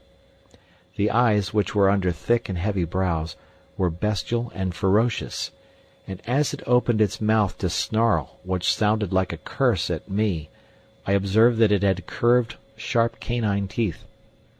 For an instant I read hatred and menace in the evil eyes. Then, as quick as a flash, came an expression of overpowering fear. There was a crash of broken boughs as it dived wildly down into the tangle of green. I caught a glimpse of a hairy body like that of a reddish pig, and then it was gone amid a swirl of leaves and branches. "What's the matter?" shouted Roxton from below. "Anything wrong with you?" "Did you see it?" I cried, with my arms round the branch and all my nerves tingling. "We heard a row, as if your foot had slipped. What was it?" I was so shocked at the sudden and strange appearance of this ape-man that I hesitated whether I should not climb down again and tell my experience to my companions. But I was already so far up the great tree that it seemed a humiliation to return without having carried out my mission. After a long pause, therefore, to recover my breath and my courage, I continued my ascent. Once I put my weight upon a rotten branch, and swung for a few seconds by my hands, but in the main it was all easy climbing. Gradually the leaves thinned around me, and I was aware, from the wind upon my face, that I had topped all the trees of the forest. I was determined, however, not to look about me before I had reached the very highest point, so I scrambled on until I had got so far that the topmost branch was bending beneath my weight. There I settled into a convenient fork, and balancing myself securely, I found myself looking down at a most wonderful panorama of this strange country in which we found ourselves. The sun was just above the western skyline, and the evening was a particularly bright and clear one, so that the whole extent of the plateau was visible beneath me. It was, as seen from this height, of an oval contour, with a breadth of about 30 miles and a width of 20. Its general shape was that of a shallow funnel, all the sides sloping down to a considerable lake in the center. This lake may have been 10 miles in circumference, and lay very green and beautiful in the evening light, with a thick fringe of reeds at its edges, and with its surface broken by several yellow sandbanks, which gleamed golden in the mellow sunshine. A number of long dark objects, which were too large for alligators and too long for canoes, lay upon the edges of these patches of sand. With my glass I could clearly see that they were alive, but what their nature might be I could not imagine. From the side of the plateau on which we were, slopes of woodland, with occasional glades, stretched down for 5 or 6 miles to the central lake. I could see at my very feet the glade of the iguanodons, and farther off was a round opening in the trees which marked the swamp of the pterodactyls. On the side facing me, however, the plateau presented a very different aspect. There the basalt cliffs of the outside were reproduced upon the inside, forming an escarpment about 200 feet high, with a woody slope beneath it.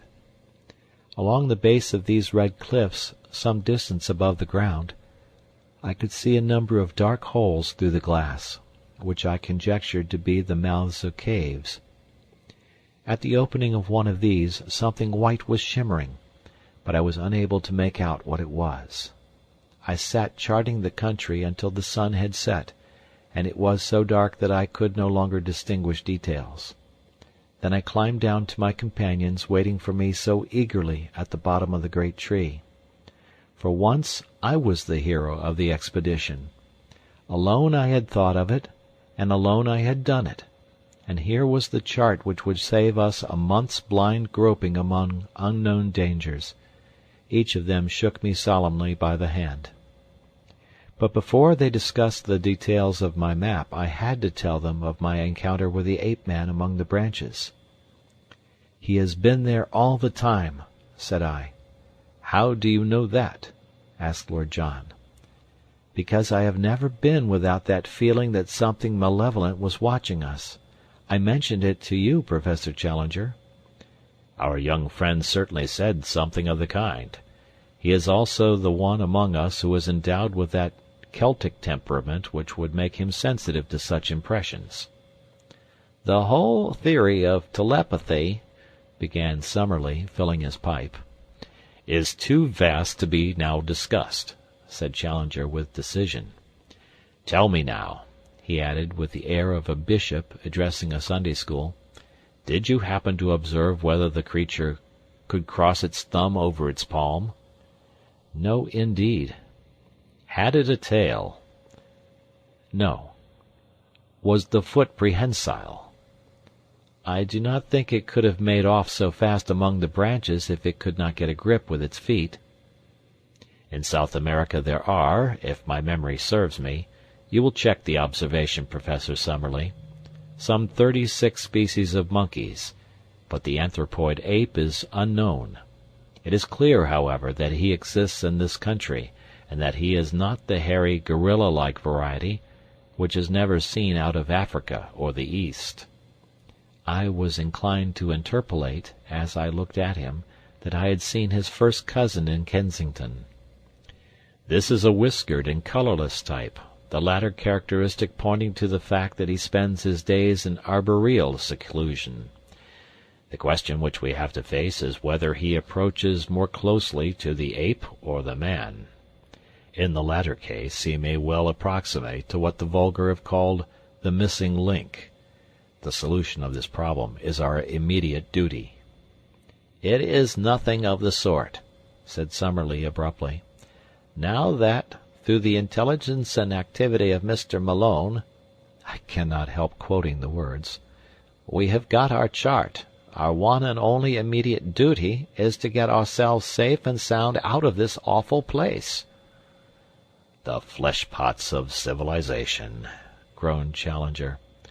"The ink-pots of civilization, sir. It is our task to put on record what we have seen, and to leave the further exploration to others. You all agreed as much before Mr. Malone got us the chart." "Well," said Challenger, "I admit that my mind will be more at ease when I am assured that the result of our expedition has been conveyed to our friends. How we are to get down from this place I have not as yet an idea.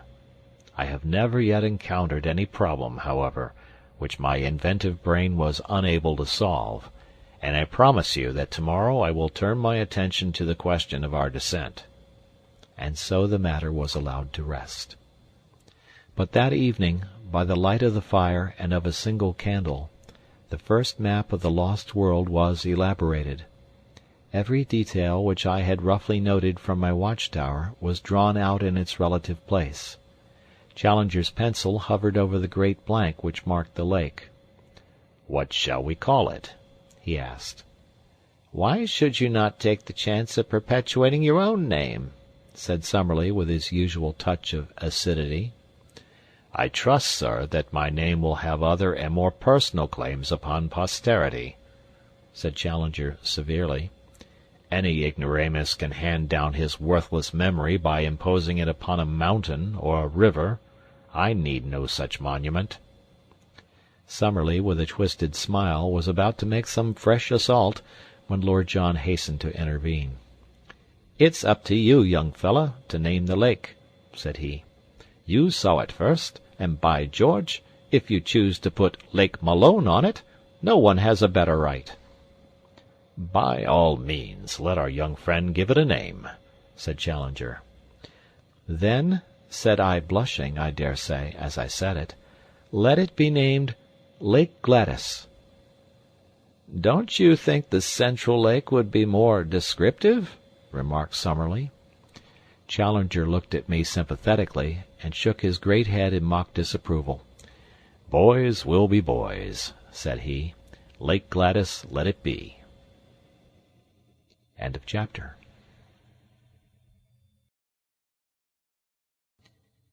The Lost World, by Sir Arthur Conan Doyle. Chapter 12. It Was Dreadful in the Forest. I have said, or perhaps I have not said, for my memory plays me sad tricks these days, that I glowed with pride when 3 such men as my comrades thanked me for having saved, or at least greatly helped, the situation. As the youngster of the party, not merely in years, but in experience, character, knowledge, and all that goes to make a man, I had been overshadowed from the first. And now I was coming into my own. I warmed at the thought. Alas, for the pride which goes before a fall! That little glow of self-satisfaction, that added measure of self-confidence, were to lead me on that very night to the most dreadful experience of my life, ending with a shock which turns my heart sick when I think of it. It came about in this way. I had been unduly excited by the adventure of the tree, and sleep seemed to be impossible. Summerlee was on guard, sitting hunched over our small fire, a quaint, angular figure, his rifle across his knees and his pointed, goat-like beard wagging with each weary nod of his head. Lord John lay silent, wrapped in the South American poncho which he wore, while Challenger snored with a roll and rattle which reverberated through the woods. The full moon was shining brightly, and the air was crisply cold. What a night for a walk! And then suddenly came the thought, why not? Suppose I stole softly away? Suppose I made my way down to the Central Lake? Suppose I was back at breakfast with some record of the place? Would I not in that case be thought an even more worthy associate? Then, if Summerlee carried the day, and some means of escape were found, we should return to London with first-hand knowledge of the central mystery of the plateau, to which I alone, of all men, would have penetrated. I thought of Gladys, with her, "There are heroisms all around us." I seemed to hear her voice as she said it. I thought also of McArdle. What a 3-column article for the paper! What a foundation for a career! A correspondentship in the next great war might be within my reach. I clutched at a gun, my pockets were full of cartridges, and, parting the thorn bushes at the gate of our zareba, quickly slipped out. My last glance showed me the unconscious Summerlee, most futile of sentinels, still nodding away like a queer mechanical toy in front of the smouldering fire. I had not gone 100 yards before I deeply repented my rashness. I may have said somewhere in this chronicle that I am too imaginative to be a really courageous man, but that I have an overpowering fear of seeming afraid. This was the power which now carried me onwards. I simply could not slink back with nothing done. Even if my comrades should not have missed me, and should never know of my weakness, there would still remain some intolerable self-shame in my own soul, and yet I shuddered at the position in which I found myself, and would have given all I possessed at that moment to have been honourably free of the whole business. It was dreadful in the forest. The trees grew so thickly, and their foliage spread so widely, that I could see nothing of the moonlight save that here and there the high branches made a tangled filigree against the starry sky. As the eyes became more used to the obscurity, one learned that there were different degrees of darkness among the trees, that some were dimly visible, while between and among them there were coal-black, shadowed patches, like the mouths of caves, from which I shrank in horror as I passed. I thought of the despairing yell of the tortured iguanodon, that dreadful cry which had echoed through the woods. I thought, too, of the glimpse I had in the light of Lord John's torch of that bloated, warty, blood-slavering muzzle. Even now I was on its hunting ground. At any instant it might spring upon me from the shadows, this nameless and horrible monster. I stopped, and picking a cartridge from my pocket, I opened the breech of my gun. As I touched the lever my heart leaped within me. It was the shotgun, not the rifle, which I had taken. Again the impulse to return swept over me. Here surely was a most excellent reason for my failure, one for which no one would think the less of me. But again the foolish pride fought against that very word. I could not, must not, fail. After all, my rifle would probably have been as useless as a shotgun against such dangers as I might meet. If I were to go back to camp to change my weapon, I could hardly expect to enter and to leave again without being seen. In that case there would be explanations, and my attempt would no longer be all my own. After a little hesitation, then, I screwed up my courage and continued upon my way, my useless gun under my arm. The darkness of the forest had been alarming, but even worse was the white, still flood of moonlight in the open glade of the iguanodons. Hid among the bushes, I looked out at it. None of the great brutes were in sight. Perhaps the tragedy which had befallen one of them had driven them from their feeding ground. In the misty, silvery night I could see no sign of any living thing. Taking courage, therefore, I slipped rapidly across it, and among the jungle on the farther side I picked up once again the brook which was my guide. It was a cheery companion, gurgling and chuckling as it ran, like the dear old trout stream in the west country where I have fished at night in my boyhood. So long as I followed it down I must come to the lake, and so long as I followed it back I must come to the camp. Often I had to lose sight of it on account of the tangled brushwood, but I was always within earshot of its tinkle and splash. As one descended the slope the woods became thinner, and bushes, with occasional high trees, took the place of the forest. I could make good progress, therefore, and I could see without being seen. I passed close to the pterodactyl swamp, and as I did so, with a dry, crisp, leathery rattle of wings, one of these great creatures, it was 20 feet at least from tip to tip, rose up from somewhere near me and soared into the air. As it passed across the face of the moon, the light shone clearly through the membranous wings, and it looked like a flying skeleton against the white tropical radiance. I crouched low among the bushes, for I knew from past experience that with a single cry the creature could bring 100 of its loathsome mates about my ears. It was not until it had settled again that I dared to steal onwards upon my journey. The night had been exceedingly still, but as I advanced I became conscious of a low, rumbling sound, a continuous murmur, somewhere in front of me. This grew louder as I proceeded, until at last it was clearly quite close to me. When I stood still, the sound was constant, so that it seemed to come from some stationary cause. It was like a boiling kettle or the bubbling of some great pot. Soon I came upon the source of it, for in the centre of a small clearing I found a lake, or a pool rather, for it was not larger than the basin of the Trafalgar Square fountain, of some black pitch-like stuff, the surface of which rose and fell in great blisters of bursting gas. The air above it was shimmering with heat, and the ground round it was so hot that I could hardly bear to lay my hand on it. It was clear that the great volcanic outburst which had raised this strange plateau so many years ago had not yet entirely spent its forces. Blackened rocks and mounds of lava I had already seen everywhere peeping out from amid the luxuriant vegetation which draped them, but this asphalt pool in the jungle was the first sign that we had of actual existing activity on the slopes of the ancient crater. I had no time to examine it further, for I had need to hurry if I were to be back in camp in the morning. It was a fearsome walk, and one which will be with me so long as memory holds. In the great moonlight clearings I slunk along among the shadows on the margin. In the jungle I crept forward, stopping with a beating heart whenever I heard, as I often did, the crash of breaking branches as some wild beast went past. Now and then great shadows loomed up for an instant and were gone, great silent shadows which seemed to prowl upon padded feet.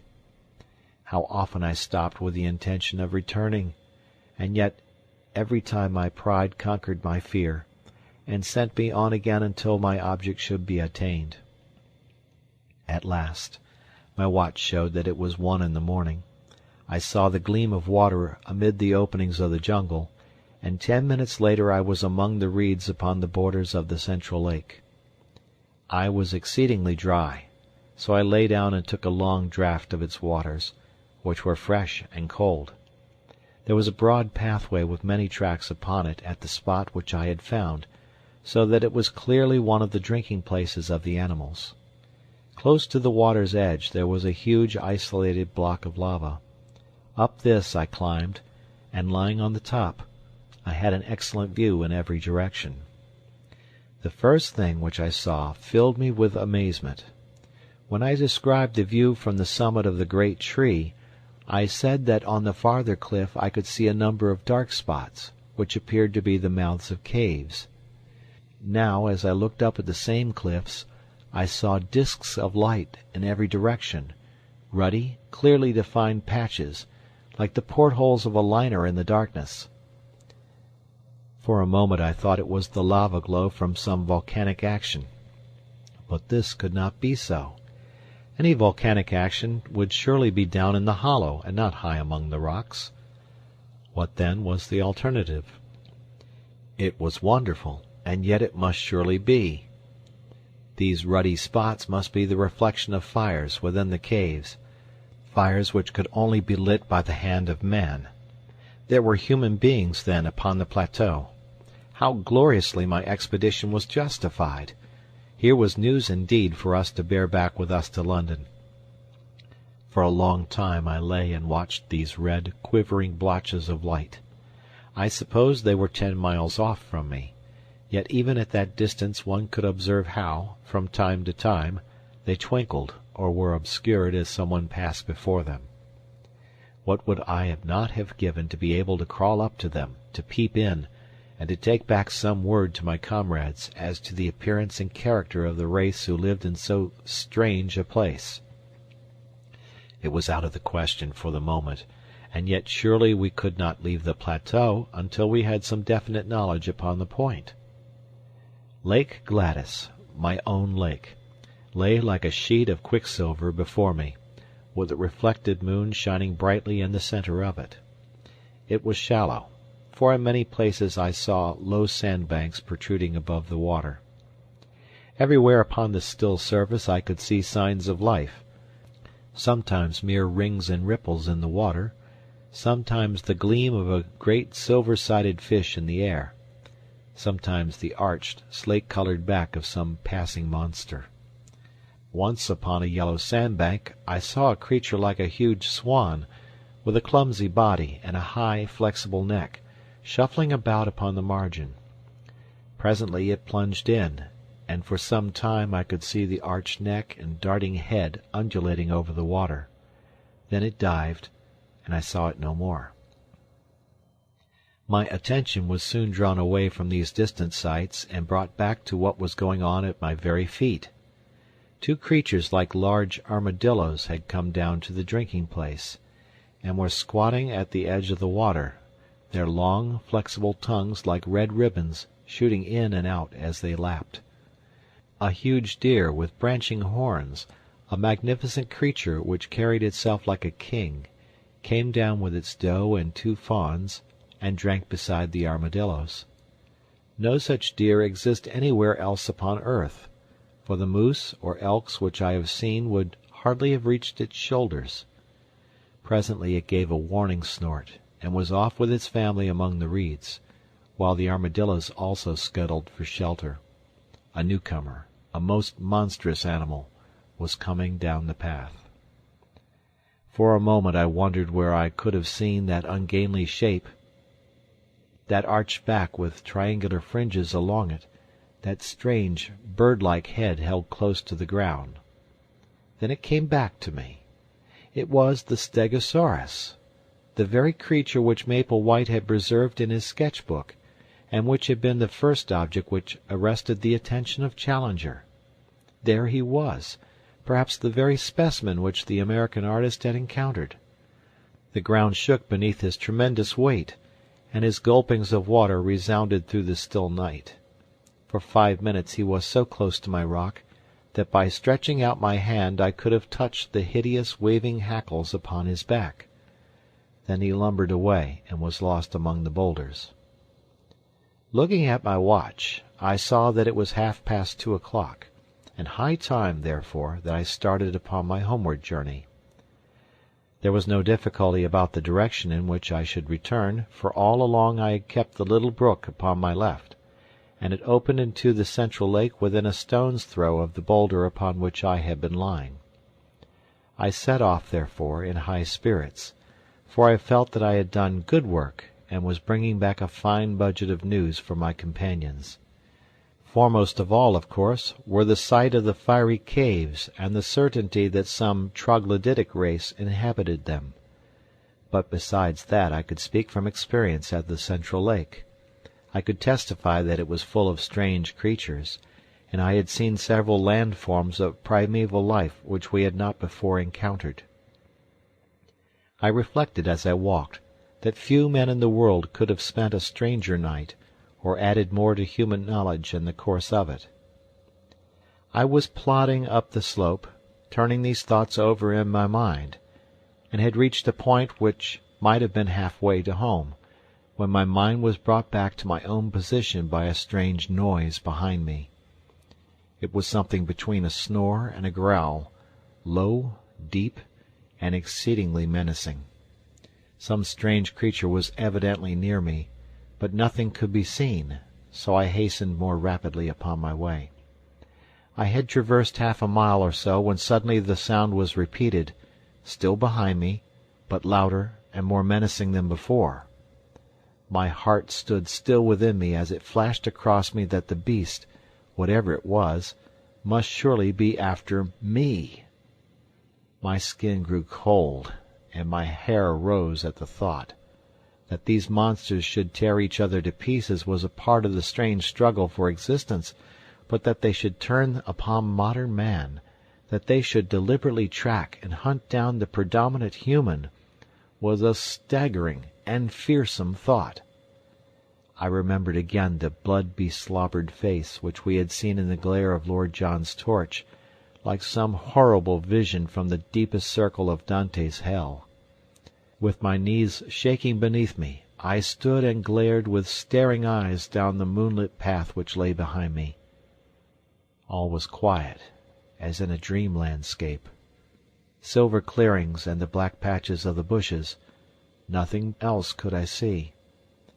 Then, from out of the silence, imminent and threatening, there came once more that low, throaty croaking, far louder and closer than before. There could no longer be a doubt. Something was on my trail, and was closing in upon me every minute. I stood like a man paralyzed, still staring at the ground which I had traversed.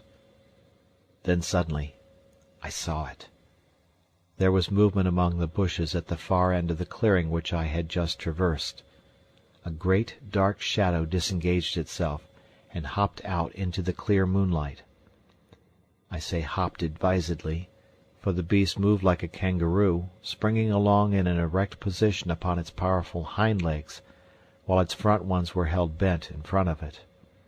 It was of enormous size and power, like an erect elephant, but its movements, in spite of its bulk, were exceedingly alert. For a moment, as I saw its shape, I hoped that it was an iguanodon, which I knew to be harmless, but ignorant as I was, I soon saw that this was a very different creature. Instead of the gentle, deer-shaped head of the great three-toed leaf-eater, this beast had a broad, squat, toad-like face like that which had alarmed us in our camp. His ferocious cry and the horrible energy of his pursuit both assured me that this was surely one of the great flesh-eating dinosaurs, the most terrible beasts which have ever walked this earth. As the huge brute loped along, it dropped forward upon its forepaws, and brought its nose to the ground every 20 yards or so. It was smelling out my trail. Sometimes, for an instant, it was at fault. Then it would catch it up again, and come bounding swiftly along the path I had taken. Even now, when I think of that nightmare, the sweat breaks out upon my brow. What could I do? My useless fowling-piece was in my hand. What help could I get from that? I looked desperately round for some rock or tree, but I was in a bushy jungle with nothing higher than a sapling within sight, while I knew that the creature behind me could tear down an ordinary tree as though it were a reed. My only possible chance lay in flight. I could not move swiftly over the rough broken ground, but as I looked round me in despair I saw a well-marked, hard-beaten path which ran across in front of me. We had seen several of the sort, the runs of various wild beasts, during our expeditions. Along this I could perhaps hold my own, for I was a fast runner, and in excellent condition.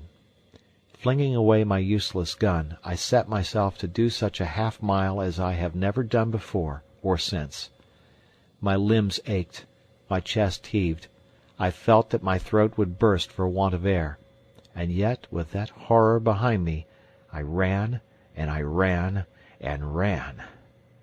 At last I paused, hardly able to move. For a moment I thought that I had thrown him off. The path lay still behind me.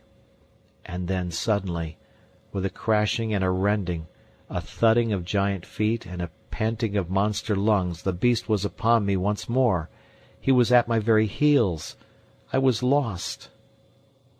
Madman that I was to linger so long before I fled. Up to then he had hunted by scent, and his movement was slow. But he had actually seen me as I started to run. From then onwards he had hunted by sight, for the path showed him where I had gone. Now as he came round the curve he was springing in great bounds. The moonlight shone upon his huge projecting eyes, the row of enormous teeth in his open mouth, and the gleaming fringe of claws upon his short, powerful forearms. With a scream of terror I turned and rushed wildly down the path. Behind me the thick, gasping breathing of the creature sounded louder and louder. His heavy footfall was beside me. Every instant I expected to feel his grip upon my back. And then suddenly there came a crash. I was falling through space, and everything beyond was darkness and rest. As I emerged from my unconsciousness, which could not, I think, have lasted more than a few minutes, I was aware of a most dreadful and penetrating smell. Putting out my hand in the darkness, I came upon something which felt like a huge lump of meat, while my other hand closed upon a large bone. Up above me there was a circle of starlit sky, which showed me that I was lying at the bottom of a deep pit. Slowly I staggered to my feet and felt myself all over. I was stiff and sore from head to foot, but there was no limb which would not move, no joint which would not bend. As the circumstances of my fall came back into my confused brain, I looked up in terror, expecting to see that dreadful head silhouetted against the paling sky. There was no sign of the monster, however, nor could I hear any sound from above. I began to walk slowly round, therefore, feeling in every direction to find out what this strange place could be into which I had so opportunely precipitated. It was, as I have said, a pit, with sharply sloping walls and a level bottom about 20 feet across. This bottom was littered with great gobbets of flesh, most of which was in the last state of putridity.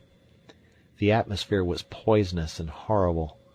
After tripping and stumbling over these lumps of decay, I came suddenly against something hard, and I found that an upright post was firmly fixed in the center of the hollow. It was so high that I could not reach the top of it with my hand, and it appeared to be covered with grease. Suddenly I remembered that I had a tin box of wax vestas in my pocket. Striking one of them, I was able at last to form some opinion of this place into which I had fallen. There could be no question as to its nature. It was a trap, made by the hand of man. The post in the center, some 9 feet long, was sharpened at the upper end, and was black with the stale blood of the creatures who had been impaled upon it. The remains scattered about were fragments of the victims, which had been cut away in order to clear the stake for the next who might blunder in. I remembered that Challenger had declared that man could not exist upon the plateau, since with his feeble weapons he could not hold his own against the monsters who roamed over it. But now it was clear enough how it could be done. In their narrow-mouthed caves the natives, whoever they might be, had refuges into which the huge saurians could not penetrate, while with their developed brains they were capable of setting such traps, covered with branches, across the paths which marked the run of the animals, as would destroy them in spite of all their strength and activity. Man was always the master. The sloping wall of the pit was not difficult for an active man to climb, but I hesitated long before I trusted myself within reach of the dreadful creature which had so nearly destroyed me. How did I know that he was not lurking in the nearest clump of bushes, waiting for my reappearance?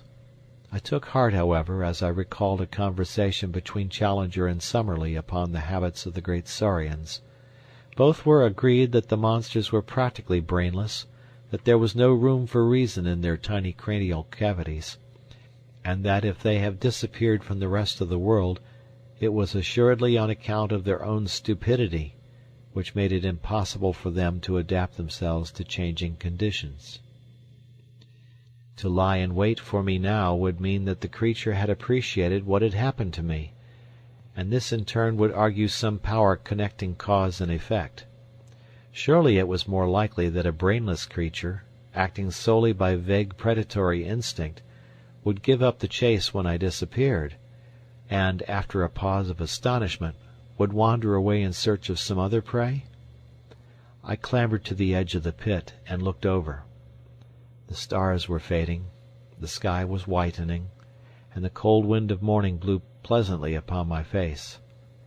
I could see or hear nothing of my enemy. Slowly I climbed out, and sat for a while upon the ground, ready to spring back into my refuge if any danger should appear. Then, reassured by the absolute stillness and by the growing light, I took my courage in both hands, and stole back along the path which I had come. Some distance down it I picked up my gun, and shortly afterwards struck the brook which was my guide. So, with many a frightened backward glance, I made for home. And suddenly there came something to remind me of my absent companions. In the clear, still morning air there sounded far away, the sharp, hard note of a single rifle shot. I paused and listened, but there was nothing more.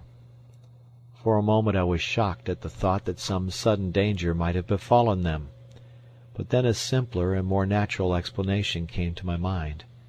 It was now broad daylight. No doubt my absence had been noticed. They had imagined that I was lost in the woods, and had fired this shot to guide me home. It is true that we had made a strict resolution against firing, but if it seemed to them that I might be in danger they would not hesitate. It was for me now to hurry on as fast as possible, and so to reassure them. I was weary and spent, so my progress was not so fast as I wished, but at last I came into regions which I knew. There was the swamp of the pterodactyls upon my left.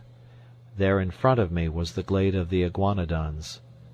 Now I was in the last belt of trees which separated me from Fort Challenger. I raised my voice in a cheery shout to allay their fears. No answering greeting came back to me. My heart sank at that ominous stillness. I quickened my pace into a run. The zareba rose before me, even as I had left it, but the gate was open. I rushed in. In the cold morning light it was a fearful sight which met my eyes. Our effects were scattered in wild confusion over the ground.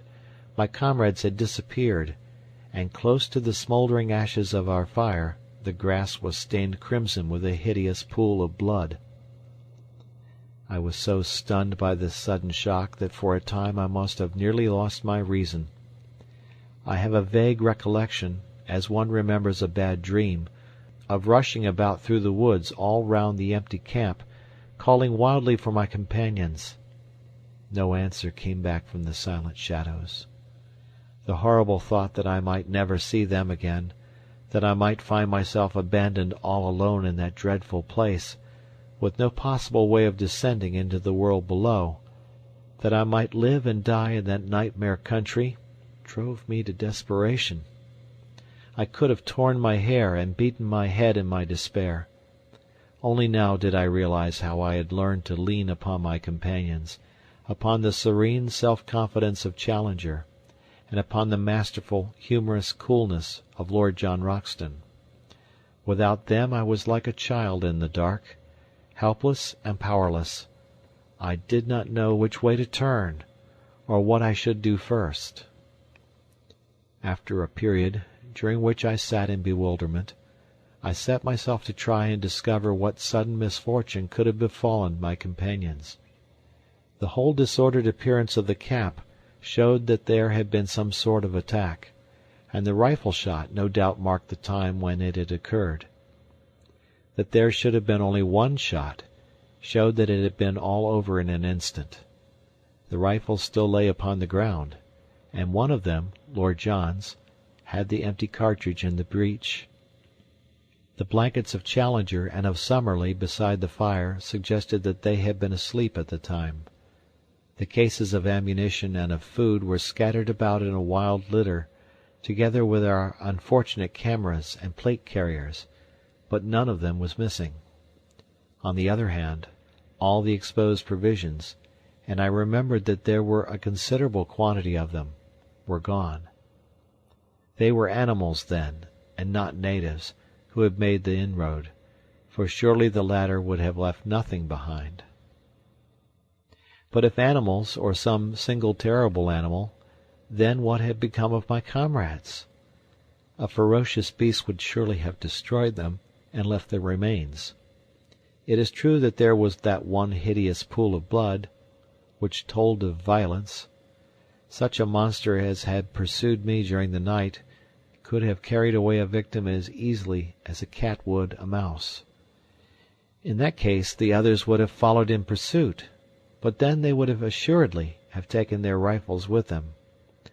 The more I tried to think it out with my confused and weary brain, the less could I find in any plausible explanation. I searched round in the forest, but could see no tracks which could help me to a conclusion. Once I lost myself, and it was only by good luck, and after an hour of wandering, that I found the camp once more. Suddenly a thought came to me, and brought some little comfort to my heart. I was not absolutely alone in the world. Down at the bottom of the cliff, and within call of me, was waiting the faithful Zambo. I went to the edge of the plateau and looked over. Sure enough, he was squatting among his blankets beside his fire in his little camp. But, to my amazement, a second man was seated in front of him. For an instant my heart leaped for joy, as I thought that one of my comrades had made his way safely down. But a second glance dispelled the hope. The rising sun shone red upon the man's skin. He was an Indian. I shouted loudly and waved my handkerchief. Presently Zambo looked up, waved his hand, and turned to ascend the pinnacle. In a short time he was standing close to me and listening with deep distress to the story which I told him. "Devil got them for sure, Massa Malone," said he. "You got into the devil's country, sah. He take you all to hisself. You take advice, Massa Malone. Come down quick, as he get you as well." "How can I come down, Zambo?" "You get creepers from trees, Massa Malone. Throw them over here. I make fast to this stump, and so you have bridge." "We have thought of that. There are no creepers here which could bear us." "Send for ropes, Massa Malone." "Who can I send, and where?" "Send to Indian villages, sah. Plenty hide rope in Indian village. Indian down below. Send him." "Who is he?" "One of our Indians. Other ones beat him, take away his pay. He come back to us. Ready now to take letter, bring rope, anything." To take a letter? Why not? Perhaps he might bring help, but in any case he would ensure that our lives were not spent for nothing, and that news of all that we had won for science should reach our friends at home. I had 2 completed letters already waiting. I would spend the day in writing a third, which would bring my experiences absolutely up to date. The Indian could bear this back to the world. I ordered Zambo, therefore, to come again in the evening, and I spent my miserable and lonely day in recording my own adventures of the night before. I also drew up a note to be given to any white merchant or captain of a steamboat whom the Indian could find, imploring them to see that ropes were sent to us, since our lives must depend upon it. These documents I threw to Zambo in the evening, and also my purse, which contained 3 English sovereigns. These were to be given to the Indian, and he was promised twice as much if he returned with the ropes. So now you will understand, my dear Mr. McArdle, how this communication reaches you, and you will also know the truth, in case you never hear again from your unfortunate correspondent. Tonight I am too weary and too depressed to make my plans. Tomorrow I must think out some way by which I shall keep in touch with this camp, and yet search round for any traces of my unhappy friends. End of chapter.